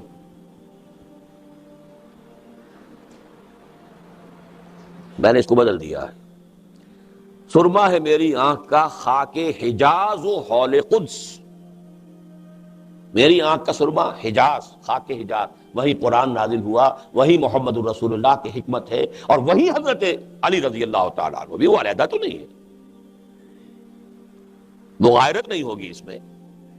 عطف اگر آ جائے گا 2 کے درمیان تو مغایرت ہو گئی. نہیں، چاہے دفن وہاں ہو گئے ہو، لیکن ہے تو اسی حجاز کی پیداوار نا. ہاں، دوسرے ایک اور شے ہے، اور وہ ہے حول قدس. کچھ سمجھے ہیں بات یا نہیں؟ سبحان الذی اسری بعبدہ لیلا من المسجد الحرام الی المسجد الاقصی الذی بارکنا حولہ لنریہ من آیاتنا. 2000 برس تک، بلکہ 3000 برس تک یہ بیت المقدس اور یروشلم اور اس کا ارد گرد کا علاقہ انوار الہیہ کا مرکز یہ رہا ہے. وحی الہی یہاں نازل ہوئی ہے، انبیاء سینکڑوں یہاں دفن ہوئے ہیں. الخلیل میں ابراہیم دفن ہے. یہ کون سا علاقہ ہے؟ الذی بارکنا حولہ، جہاں وہ مسجد اقصیٰ ہے اور جو اس کا آس پاس کا ماحول ہے. یہ جو سابقہ کتب الہیہ ہیں یہ تو سب وہاں نازل ہوئی ہیں. تورات کہاں نازل ہوئی؟ وہاں. انجیل کہاں نازل ہوئی؟ وہاں. زبور کہاں نازل ہوئی؟ وہاں. اور انبیاء کے صحیفے کہاں نازل ہوئے؟ وہاں. تو قرآن مجید ہے کہ جو حجاز میں نازل ہوا. تو میں نے تو اپنی آنکھ کا سرما قرار دیا ہے. سرما ہے میری آنکھ کا خاک حجاز و حول قدس. اب یہ حول قدس کی وضاحت کرنی پڑتی ہے وزن پورا کرنے کے لیے، تو مجھے یہ سخت لفظ استعمال کرنا پڑا اور کوئی ملتا نہیں. لیکن یہ کہ ہے، اس سے جو کچھ میں نے اخذ کیا ہے اب وہ سمجھ لیجیے. 4 باتیں میں آپ کو بتانا چاہتا ہوں، تفصیل اس کتاب میں پڑھیے گا. موجودہ اور سابقہ مسلمان امتوں کا ماضی، حال اور مستقبل. لیکن اس مستقبل کو میں ذرا ریورس آرڈر میں لانا چاہتا ہوں. پہلی بات یہ، وہ سرما قرآن اور حدیث اور سابقہ کتب، اس نے جو سرما مجھے، اس سرمے نے جو مجھے بصیرت عطا کی ہے، اس کی بنا پر میں یقین کے ساتھ کہہ رہا ہوں کہ قیامت بہت قریب. میں نے جب کتاب لکھی، جب وہ ختم جس موضوع پر ہوئی تھی یہ، تو ایک مفکر اور ادیب ہیں بہت بڑے پاکستان کے، مختار مسعود صاحب. انہوں نے کتاب پڑھ کے بڑا تبصرہ ذرا لائٹ موڈ میں کیا، آپ نے تو قیامت کو بہت ہی قریب دکھا دیا. میں نے جواباً قرآن مجید کی آیت پڑھ دی، انہم یرونہ بعیدا ونراہ قریبا. یہ تو اس قیامت کو بہت دور سمجھ رہے ہیں اور ہمیں وہ نگاہوں کے سامنے نظر آ رہی ہے. ونراہ قریبا. پہلی بات یہ، قرآن مجید میں 2 جگہ پر آیا ہے، یہ بھی 2 جگہ پر آنے والا مضمون ہے کہ یہ کائنات ایک اجل مسمى تک کے لیے پیدا کی گئی، یہ دائمی نہیں ہے. کچھ عرصے پہلے تک سائنسدانوں کا خیال تھا یہ ہمیشہ چلتی رہے گی، ہمیشہ سے ہے، ہمیشہ چلتی رہے گی۔ اب سائنس بھی آ گئی ہے کہ نہیں، اس کا ایک بگننگ ہے، the big bang was the starting point, اور اس کا اینڈ بھی ہے۔ کب ہوگا، کتنے لاکھ سال بعد ہوگا، یہ ان کی باتیں علیحدہ ہیں، لیکن وہ جو ہے خاک مدینہ و حول قدس، اس سے جو معلوم ہوتا ہے کہ وہ قیامت بہت قریب ہے۔ اس موضوع پر میری اس کتاب کے علاوہ حال ہی میں مصر کے ایک عالم الازہر کے محدث، انہوں نے کتاب لکھی ہے اس امت کی عمر و امت المسلمہ و ظہور المہدی، اس پر کتاب آئی ہے، بہت اعلیٰ کتاب ہے۔ اس کا ترجمہ انشاءاللہ بہت جلد ہم قسط وار شائع کرنا شروع کر دیں گے، یا حکمت قرآن میں اور یا نصاب میں۔ آیات میں سنا دوں، ما خلق اللہ السماوات والارض وما بینہما الا بالحق واجل مسمى، ایک وقت معین تک کے لیے ہے یہ تخلیق۔ یہ سورہ روم کی آیت نمبر 8 ہے۔ سورہ احقاف کی آیت نمبر 3 ہے، ما خلقنا السماوات والارض وما بینہما الا بالحق واجل مسمى۔ ایگزیکٹلی وہی آیت ہے، فرق ہے ما خلق اللہ اور ما خلقنا، بس فرق ہے۔ اللہ نے نہیں بنایا آسمانوں اور زمین کو جو کچھ اس کے مابین ہے مگر حق کے ساتھ، پرپس فل کریشن ہے، یہ پرپس لیس نہیں ہے، ایٹ رینڈم نہیں ہے، کسی کھلاڑی کا بچے کا کھیل نہیں ہے، رام کی لیلا نہیں ہے، بلکہ یہ بالحق اور اجل مسمى، ایک وقت معین تک کے لیے۔ اس کے حوالے سے سمجھیے کہ قیامت بہت قریب ہے، نمبر 1۔ نمبر 2، قیامت سے پہلے کل روئے ارضی پر خلافت کا نظام قائم ہوگا، دین حق کا غلبہ ہوگا۔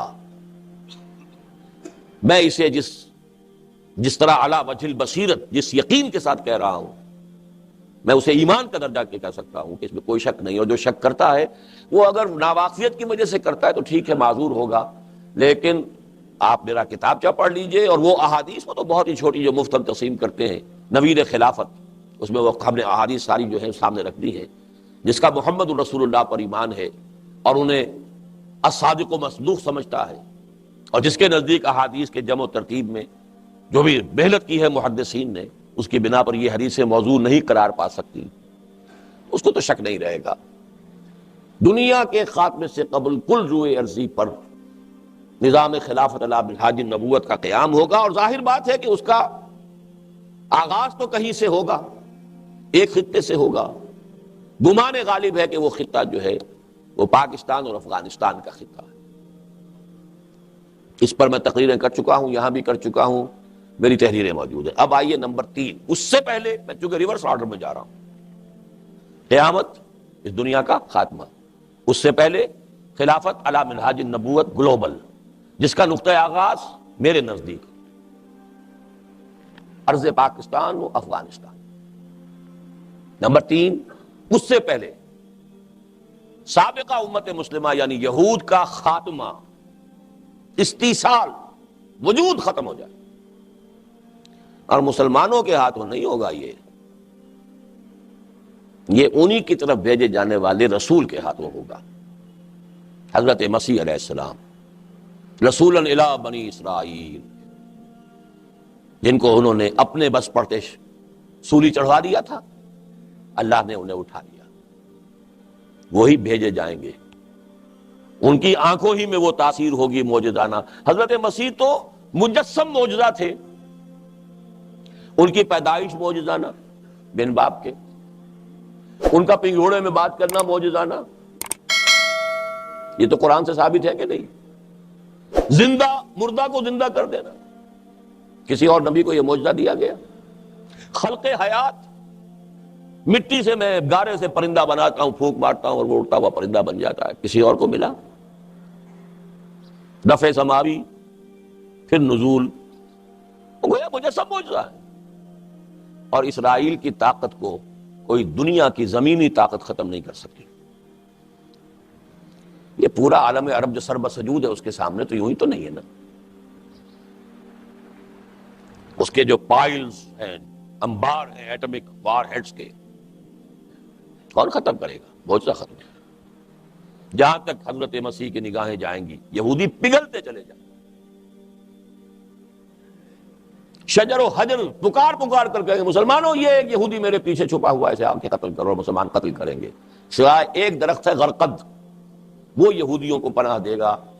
اور آپ سمجھیے اتنا یقین ہے یہودیوں کو ان کتابوں کے اوپر اور ان روایات کے اوپر کہ سب سے زیادہ پلانٹیشن اسرائیل میں انہوں نے غرقت کی ہے.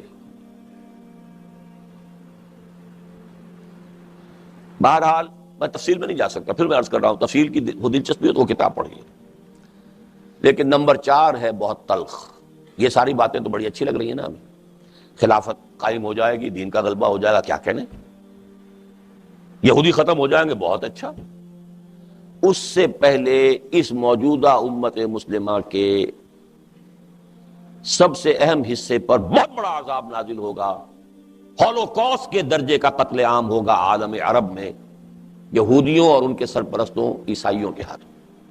الملحمۃ العظمی، میسیکرز. اور یہ سلسلہ شاید اگلے سال سے شروع ہو جائے. 1948 میں اسرائیل قائم ہوا تھا. اب اندازہ ہو رہا ہے، کچھ گواہی بھی ملی ہے کہ انہوں نے 50 برس کا مارجن رکھا تھا مسجد اقصیٰ کے شہید کرنے کا. 1998 میں پورا ہو جائے. مسجد اقصیٰ شہید ہوگی، مسلمان احتجاج کرنے کے لیے اٹھے گا جیسا ہندوستان کا مسلمان. ایودھیا کی مسجد کی کوئی حیثیت ہی نہیں تھی.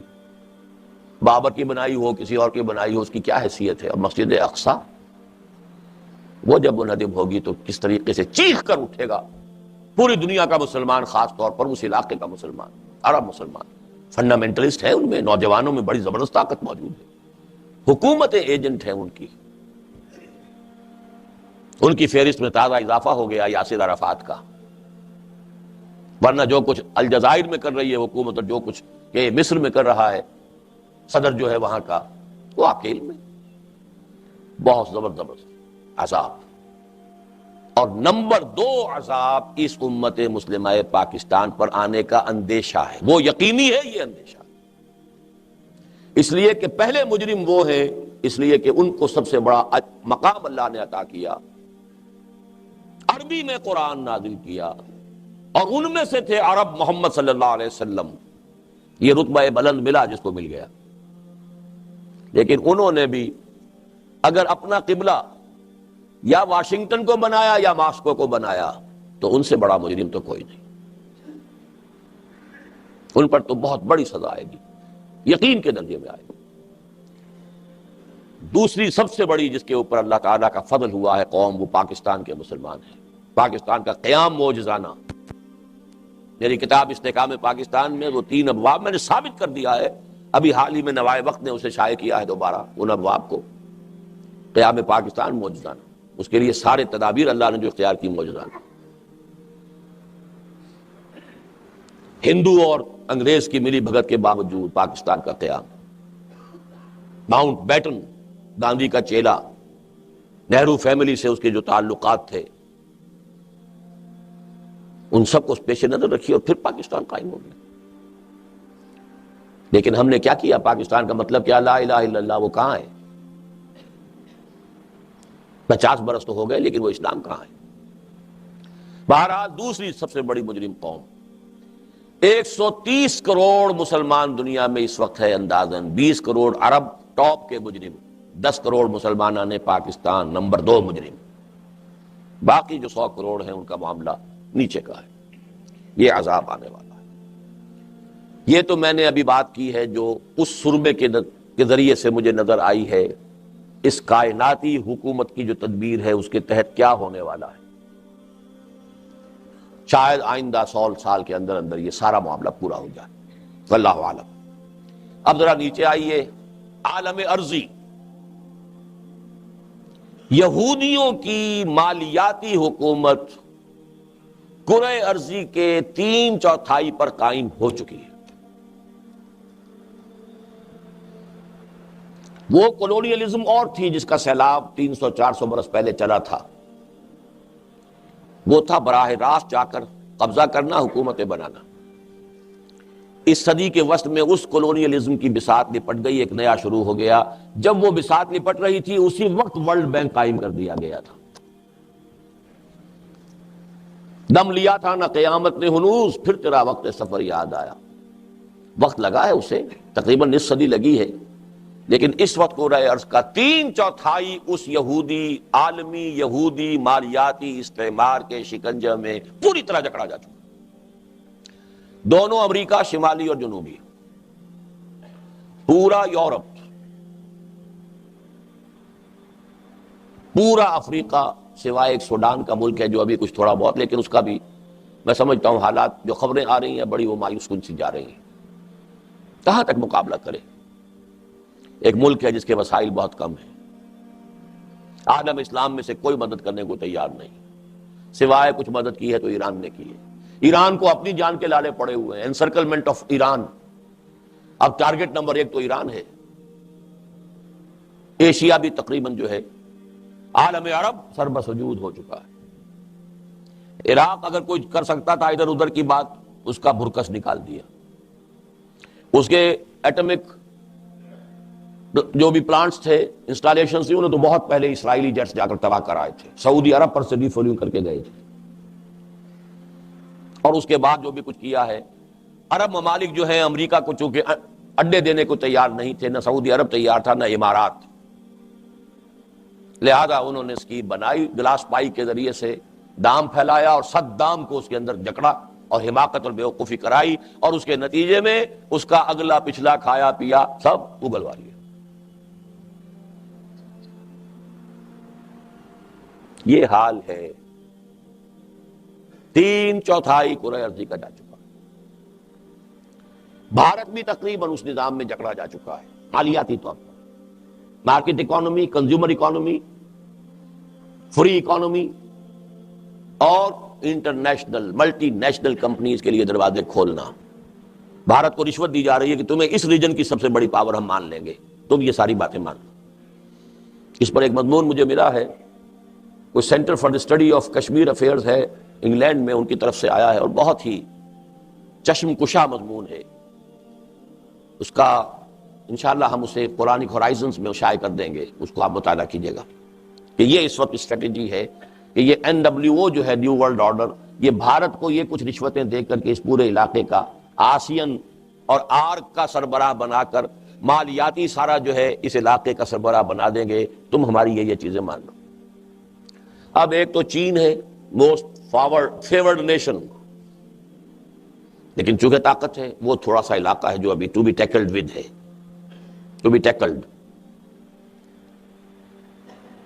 ایک یہ خطہ ہے ایران، اس سے ملحق پاکستان، افغانستان، ان دونوں میں ایران میں ایک فنڈامنٹلسٹ شیعہ حکومت قائم ہے. علماء، شیعہ قانون، شیعہ جعفری فقہ، لیکن حکومت علماء کی ہے، فنڈامنٹلسٹ حکومت. دوسری حکومت فنڈامنٹلسٹ کی افغانستان میں قائم ہو رہی ہے، وہ بھی 4/5 جو ہے افغانستان کا طالبان کے قبضے میں ہے، اور بہت وہاں امن ہے، سکون ہے، حالات بہت اچھے ہیں. اور میں سمجھتا ہوں کہ شاید بقیہ بھی، وہ دوستم شاید کوئی چھوٹا سا کوئی علاقہ اپنا بچا لے، ورنہ پورے افغانستان پر طالبان کی حکومت قائم ہو جائے گی. طالبان کون ہیں؟ فنڈامنٹلسٹ سنی حنفی علماء.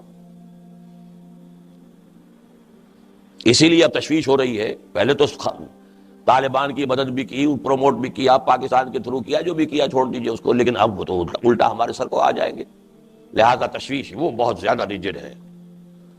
تیسرا رہ گیا یہ پاکستان، اس کی بھی حکومت سرنڈر کر چکی ہے، اور وہ تو یہ کہ ہمارے لیے راستہ ہی کوئی نہیں رہا.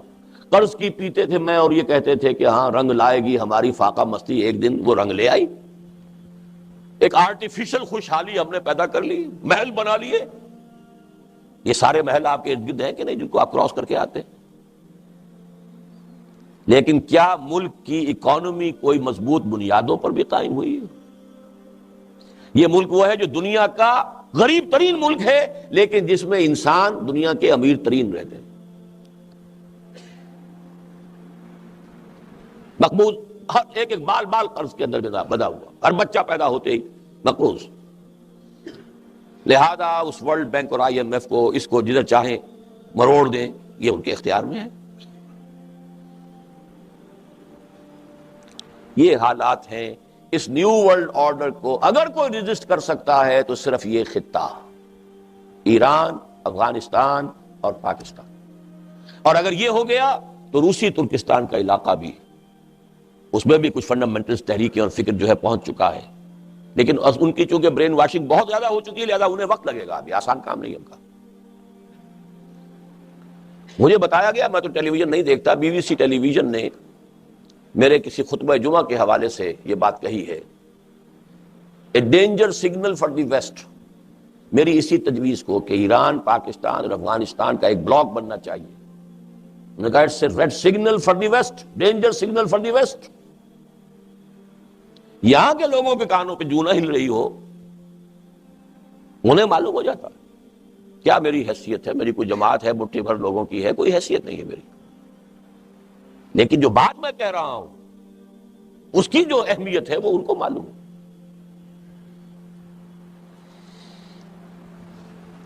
اب آئیے علاقائی حالات جو میں نے یہ گنوائے ہیں، ان میں جو ایک اس زمانے میں تبدیلی آئی ہے، ایران کا گھیراؤ ہو رہا ہے، ٹارگٹ نمبر 1 ہے، کسی بھی روز آپ سنیں گے کہ کوئی سٹرائک ہوا ہے اور اس کی جو بھی ایٹمک انسٹالیشنز ہیں وہ تو پہلے بات میں ختم کر دے گا۔ اوپنلی انہوں نے اپنے بجٹ کے اندر $20 کروڑ کی رقم جو ہے، اوپنلی، کوئی ڈر نہیں ہے اب انہیں، بائی پولر ورلڈ تو ہے نہیں، یونی پولر ہے، ہم ہی ہم ہیں، ہم ہی ہم ہیں، I am the monarch of all I survey، تو سچ بولنے میں کیا برائی ہے۔ اب ہنری کیسنجر صاحب نے بھی سچ بول دیا کہ سن 71 میں ہماری اپنی پالیسی یہی تھی کہ پاکستان سپلٹ ہو جائے، پہلے نہیں کہہ سکتے تھے، جب تک روس موجود تھا، U S S R intact تھا، اس وقت تو اندیشہ تھا کہ پاکستانی ناراض ہو کر ادھر نہ رخ کر لے گا۔ اب کیا ہے، سیاح بھائی کو اتوار، اب ڈر کا آئے گا۔ اسی طرح کھلم کھلا $20 کروڑ ایران کی حکومت کا تختہ الٹنے کے لیے۔ ٹیررسٹ ایران ہے اور آفیشلی اعلان کے ساتھ پروگرام بنانے والا امریکہ ہے کہ اس کی حکومت کا تختہ الٹو۔ اب ایران کیا کرے، مرتا کیا نہ کرتا، ڈوبتے کو تنکے کا سہارا، ڈیفنس پیکٹ بھارت کے ساتھ کرنے کے لیے تیاریاں۔ ہم غصے میں بھی آ جائیں گے، یہ کیا، لیکن حالات کو دیکھیے کیا کرے وہ۔ اسے یا کچھ مدد مل رہی ہے روس سے، وہ اس کا اکنامک تقاضا ہے، وہ اپنی چیزیں بیچ رہا ہے، وہ اپنی معیشت کے لیے بھی، ویسے بھی روس کے اندر دوبارہ ایک ارج ہے ابھر کر آنے کی۔ روس خود بھی تو یو ایس ایس آر کے علاوہ Russia in itself is a very big country, وہ اپنی ریگین کرنے کے لیے کوشش میں ہے۔ زار کے زمانے کے روس کے احیاء کی تحریک چل رہی ہے۔ اب یہ بھی بتایا مجھے کسی صاحب نے کہ زار کا کوئی پڑ پوتا سگڑ پوتا نکال لیا انہوں نے، جس کو تیار کر رہے ہیں کہ وہ کلیمنٹ بن کر کھڑا ہوگا، تو اس کی وجہ سے بھی ہو سکتا ہے کہ ایران کو سپورٹ دے رہے ہوں کہ آخر کوئی تو ہو کہ جو آنکھوں میں آنکھیں ڈال کر دیکھ سکے نیو ورلڈ آرڈر کے۔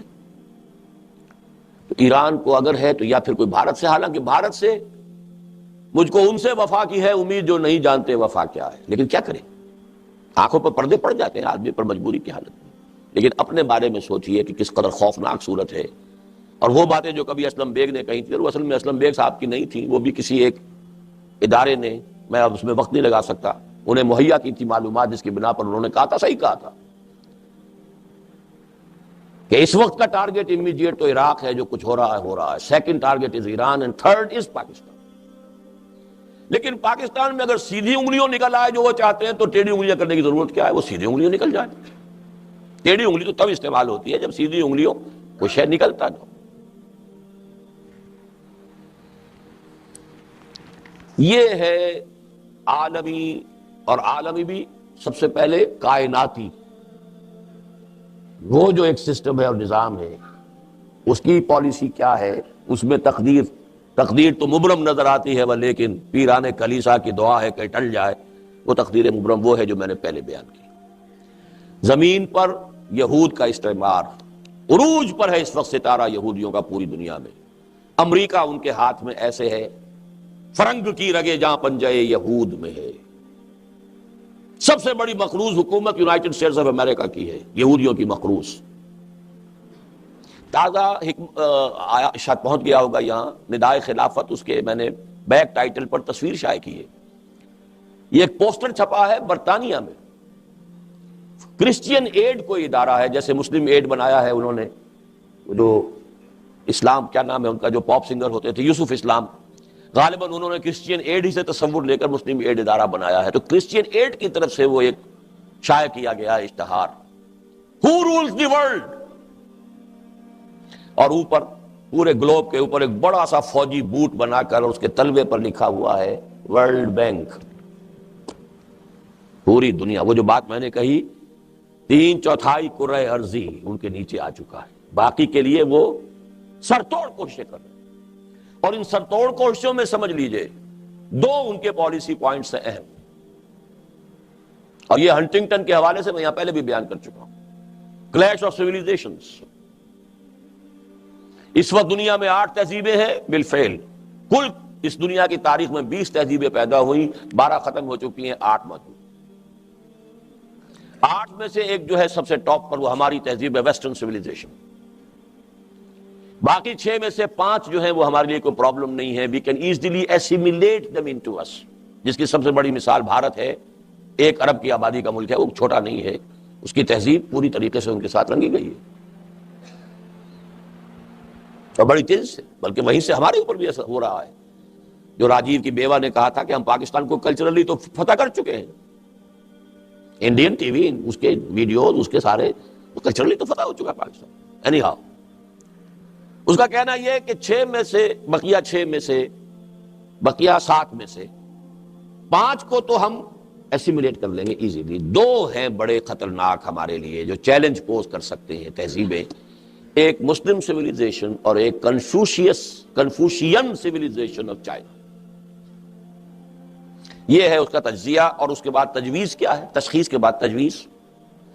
ایک تو چائنا کا تعلق جو ہے مسلمان ممالک سے کاٹو, ایپیک بن گئی, اسی کے مطابق ایشیا پیسیفک اکنامک کاؤنسل, چودراہٹ تمہیں دے رہے ہیں چین کو. نتیجہ کیا ہے, تمہاری توجہ مشرق کی طرف ہونی چاہیے, مغرب کی طرف مت دیکھو. مغرب میں عالم اسلام واقع ہے, اس کا اینڈ جو ہے مغربی, اس میں مسلمان ہیں. چینی ترکستان وہ بھی چین کا سب سے مغربی علاقہ ہے, جنوب مغربی. پھر پاکستان ہے, روسی ترکستان ہے, پھر پورا اسلامک ورلڈ. اس کو ایسٹ ورلڈ لوکنگ بنا کر کبھی دھمکی بھی دیتے ہیں, کبھی پھر وہ موسٹ فیورڈ نیشن کا سٹیٹس برقرار رکھتے ہوئے, تو جس کو سٹک اینڈ کیرٹ پالیسی ہے وہ چائنا کے لیے استعمال ہو رہی ہے. Based on that analysis of Huntington.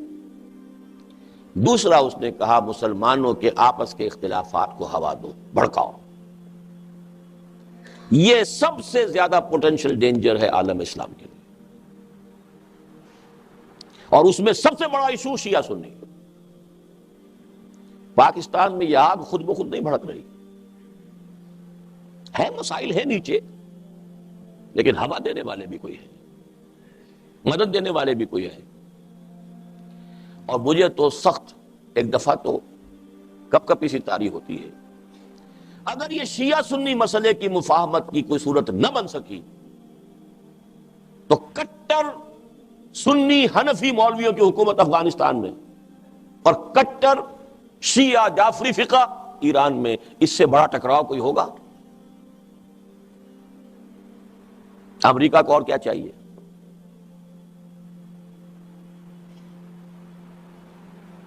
اور پاکستان میں تو ہم اسلامی انقلاب سے دور تر ہوتے چلے جا رہے ہیں. حالات موجودہ جو بھی حالات اس وقت ہیں, we have to be realistic. یہ ابھی حال ہی میں پاکستان میں, چونکہ میں اور چیزیں تو پاکستان کی اس وقت بیان نہیں کر سکتا, الیکشن ہوئے ہیں, نتیجہ نکلا ہے, اس کے کچھ پہلو بڑے خوش آئند بھی ہیں, اچھے بھی ہیں. ایک بڑا ہی مضبوط مینڈیٹ مل گیا ایک پارٹی کو, مستحکم حکومت بن جائے گی. جو کچھ ہوا ہے کانسٹیٹیوشنل ہوا ہے, ٹائم ٹیبل کے مطابق ہوا ہے. الیکشن میں ہنگامہ بہت کم ہوا ہے, جو پابندیاں لگائی گئی تھیں اس کی وجہ سے شور شغب بھی, کچھ رمضان کی برکت کی وجہ سے بھی شور شغب کم رہا. بہت سی چیزیں اچھی ہیں. یہ بھی اچھا ہے کہ بے نظیر نے جو دھمکیاں دی تھیں اور اندیشہ ہو رہا تھا کہ وہ سندھ کارڈ کو پلے کرے گی, لیکن الیکشن کے بعد اس نے کم سے کم فوری طور پر فیصلہ کیا کوئی تحریک نہیں ہوگی. یہ سارے آثار اچھے ہیں, اور اس سے ہمارے موقف کا ایک حصہ 100% ثابت ہو گیا. میرا موقف کیا رہا ہے؟ پاکستان میں اسلام تو انقلاب اسلامی جو ہے وہ تو انتخابات سے نہیں آ سکتا, لیکن انتخابات جاری رہنے چاہیے. بس یہ ہے میرا موقف. پاکستان کا باپ اسلام ہے، ماں جمہوریت ہے۔ سن 46 کے الیکشن کے بطن سے برآمد ہوا پاکستان عالم واقعہ میں۔ وہ عالم جو ہے اس کا فیصلہ وہ ہوتا تو اسی عالم واقعہ کے اندر سے ہو کے اللہ کے فیصلوں کی تدبیر جو ہے ہوتی ہے۔ نعرہ اسلام کا، پاکستان کا مطلب کیا؟ لا الہ الا اللہ۔ باپ اسلام ہے، ماں جمہوریت، بئی مانا کہ 46 کے الیکشن کے بطن سے ولادت ہوئی۔ تو اس کی زندگی کا دار و مدار اس کے حالات کا وہ تو ہے الیکشن پر ہوتے رہے۔ اور جو بھی کچھ قرض ہم نے اپنے سر چڑھا لیا تھا ضیاء الحق صاحب کے دور میں، الیکشن کو پروسیس کو روک کر، وہ قرض اب ادا ہو گیا، پے بپے 2-3 سال کے بعد 4-5 الیکشن ہو گئے۔ اللہ کا شکر ہے کہ اب وہ سٹیبل گاڑی جو ہے پٹریوں کے اوپر وہ گاڑی چل پڑی ہے۔ لیکن یہ تو ہے اس کا روشن پہلو۔ دوسرا پہلو کیا ہے؟ بہت تاریک پہلو ہے وہ۔ روشن پہلو کو میں سم اپ کروں تو پاکستان موومنٹ یا مسلم لیگ دوبارہ زندہ ہو گئی۔ And Pakistan movement and Muslim League are synonymous۔ اور تاریک پہلو کیا ہے کہ اس وقت کی پاکستان کی تحریک میں نعرہ اسلام کا تھا، اور آج سرے سے اسلام کا تذکرہ نہیں ہے۔ معاشیات، اقتصادیات، ایشین ٹائیگر، انڈسٹریلائزیشن، یہ نعرہ بھولے سے اسلام کا نام نہیں لیا۔ یہ بھی تو پہلو ہے کہ نہیں؟ لیکن یہ کہ ایک پہلو سے کہ ہمارا وہ موقع بھی 100% درست ہو گیا۔ سب سے بڑی مخاطب تو میری جماعت اسلامی تھی نا اس میں۔ انہوں نے بھی کہہ دیا کہ الیکشن کے ذریعے سے نہیں ہو سکتا، اگرچہ جدھر وہ اب رخ کرنا چاہتے ہیں، لیکن میرا یہ خیال ہے چاہتے تو ہیں، ہمت نہیں کر پا رہے۔ وہ زیادہ خطرناک ہوگا الیکشن سے بھی۔ غلط راستے سے پلٹ کر ایک دوسرے بڑے غلط راستے پر جا رہے ہیں۔ الیکشن سے واپس پلٹے، اب جانا کس پر چاہتے؟ نہیں حکومت قائم ہونے دیں گے۔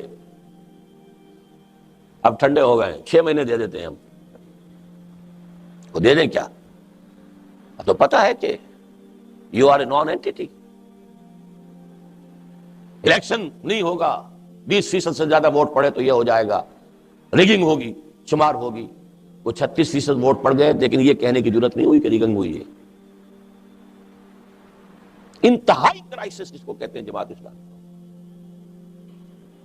لیکن بدقسمتی سے وہی غلطی کہ جو الجزائر میں ہوئی، وہاں تو کامیابی کے بعد، الیکشن میں کامیابی کے بعد پھر جب اس کو روک دیا گیا تو پھر وہ ٹیررسٹ ایکٹیویٹی اور گوریلا وار کی شکل اختیار کر لی گئی۔ اسے بھی میں غلط سمجھتا ہوں، صحیح نہیں۔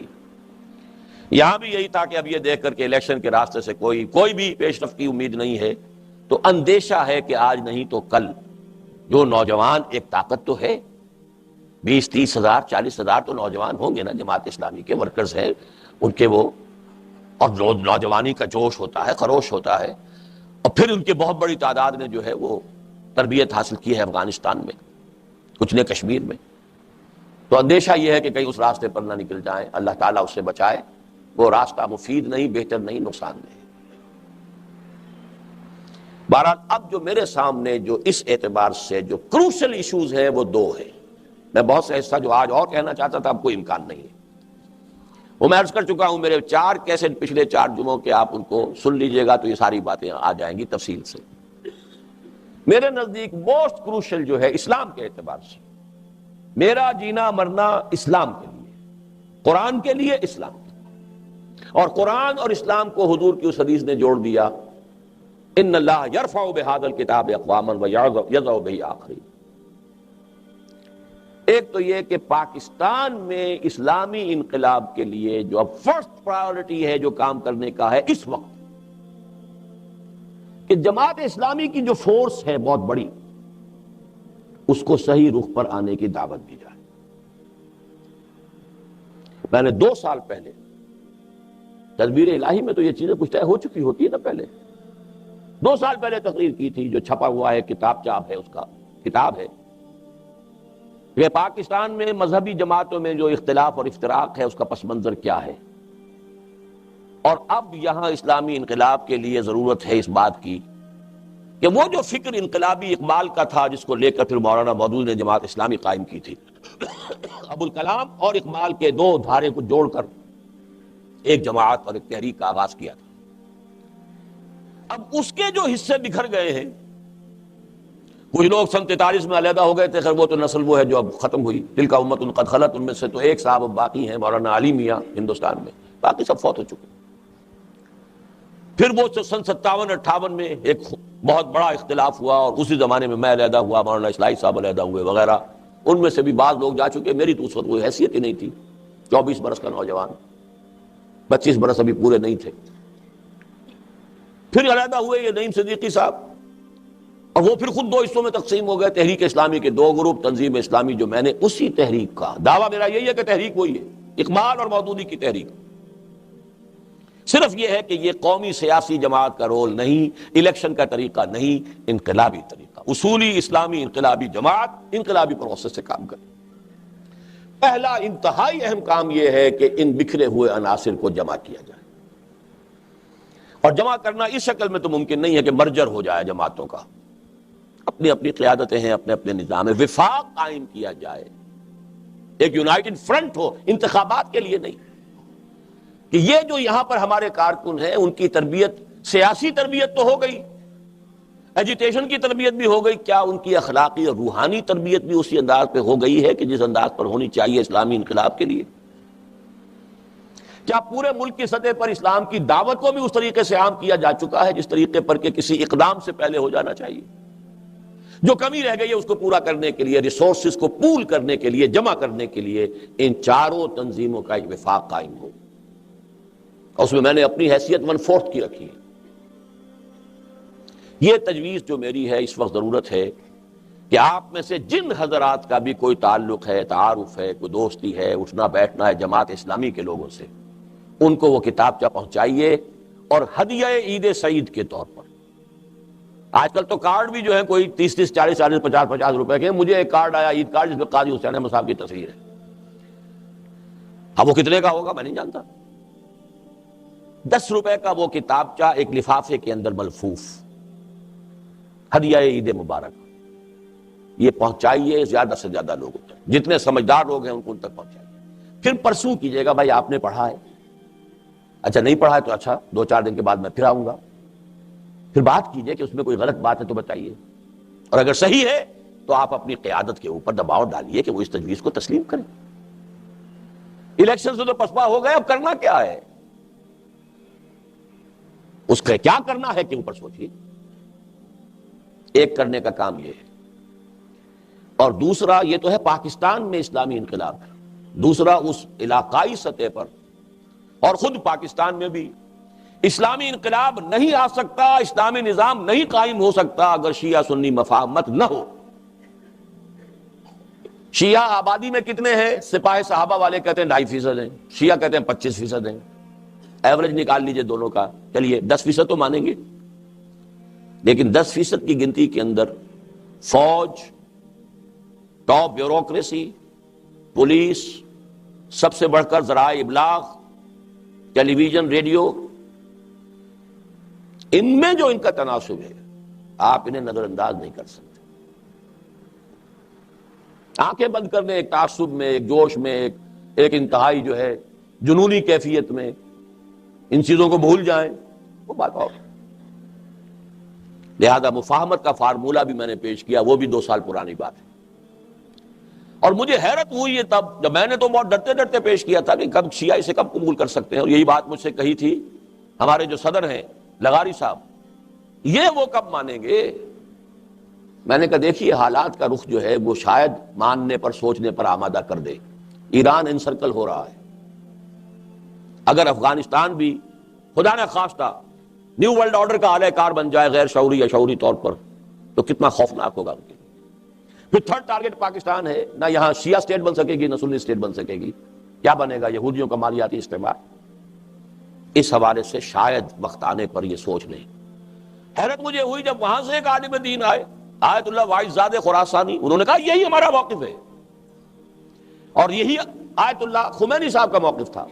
ہر مسلمان ملک میں اسلامی انقلاب کے معنی یہ ہوں گے کہ وہاں جو پبلک لا ہے وہ وہاں کی اکثریت کی فقہ یا اکثریت کے مذہبی تصورات کے مطابق بنے گا، لیکن پرسنل لا میں تمام فقہوں کو آزادی ہو. یہی تجویز میں نے پیش کی تھی. میں نے جنوری میں تقریر کی تھی, یہ نومبر سن 95 میں آ گئے. میں نے کہا تیری آواز مکے اور مدینے. یہی وجہ ہے کہ پھر میں نے سن 96 میں ایران کا سفر کیا, ورنہ اس سے پہلے نہ معلوم کتنی دعوتیں آئی تھی مجھے, میں نے کبھی جانا گوارا نہیں کیا.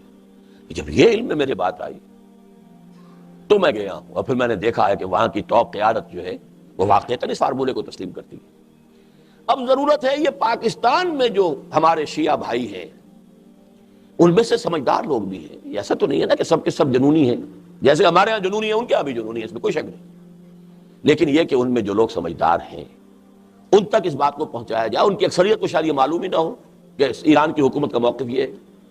میں فقہ جعفریہ تحریک جو ہے اس کے سربراہ سے ملا, ساجد نقوی صاحب سے, انہوں نے میری بات ماننے سے انکار کر دیا, کہا کہ کوئی اور بھی حل ہو سکتا ہے. میں نے کہا اچھا میں انتظار کروں گا, آپ مجھے کوئی حل بتا دیجیے. ابھی تک تو انہوں نے کوئی حل نہیں بتایا. واحد حل ہے, نظریاتی اعتبار سے یہی حل ایران نے اختیار کیا ہے. پبلک لا یہاں فقہ جعفری کا ہوگا, لیکن باقی سب کو مذہبی آزادی ہوگی. عبادات میں, پرسنل لا میں, شادی بیاہ میں, نکاح طلاق میں, وراثت میں, یہ پرسنل لا ہے. یہ حنفی کے طریقے پر کرے, حنبلی کے طریقے پر کرے, مالکی کے طریقے پر کرے, کھلی آزادی. اس میں یہ کہ کس حد تک صحیح ہے کس حد تک غلط ہے عملاً یہ بات ایک علیحدہ ہے. دستور اور قانونی سطح پر طے یہی ہے. بہت حد تک اس پر عمل ہو رہا. ایک چیز میں عمل نہیں ہو رہا. ان کا دعویٰ یہ ہے کہ جہاں سنی اکثریت ہے وہاں سنی مسجدیں بنیں گی, اور ہم شیعوں کو بھی مجبور کریں گے کہ وہ سنیوں کی امامت میں سنی مسجد میں نماز ادا کریں. جہاں شیعہ اکثریت ہے وہاں شیعہ مسجد بنے گی, ہم سنی نہیں بننے دیں گے, اور ہم وہاں سنیوں کو کہیں گے کہ وہ بھی آ کر اپنے طریقے پر نماز پڑھیں, لیکن پڑھیں اسی مسجد کے اندر. اس میں سے دوسرے حصے پر تو عمل ہو رہا ہے, پہلے پر نہیں ہو رہا. وہ عوام کا ایک دباؤ, جیسے کہ یہاں کے عوام شیعہ کا معاملہ ہے, اس کی وجہ سے اس پر صحیح طور پہ عمل نہیں ہو رہا ہے. باقی یہ کہ وہ پرسنل لا میں ان کی آزادی جو ہے پوری ہے موجود.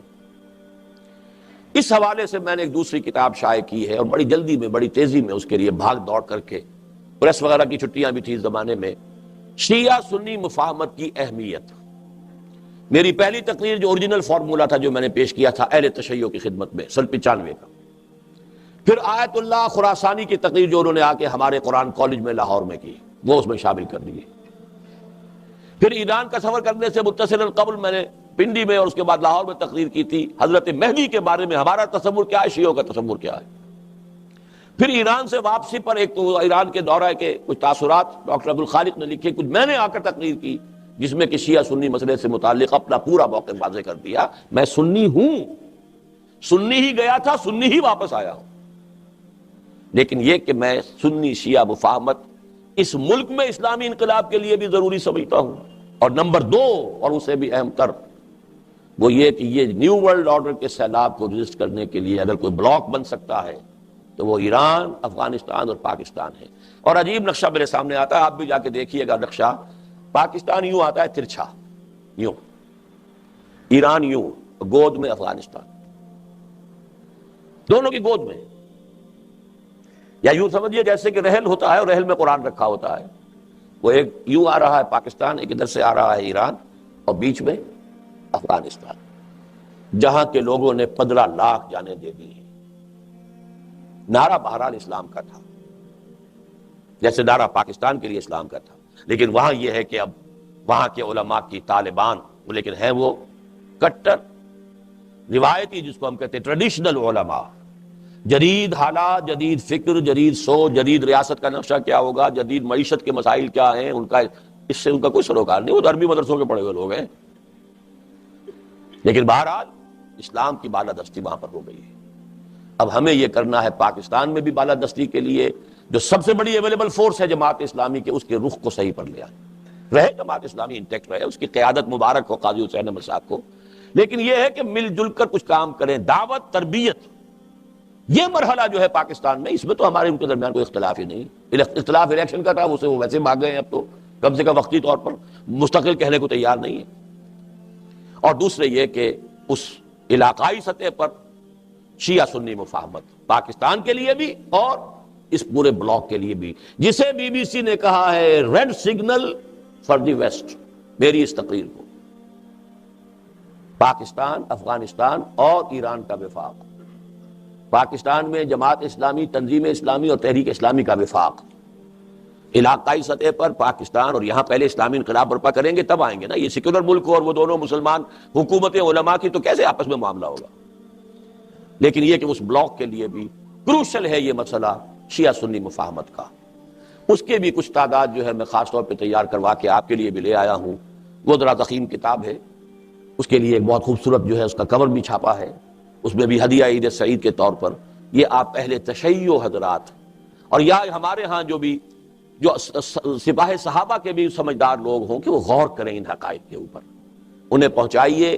اب جو بھی رمضان مبارک کا یہ وقت رہ گیا ہے, اس میں جو بھی آپ نیکی کمائیں گے آپ کو معلوم ہے کہ اس کا اجر کتنا زیادہ ہے.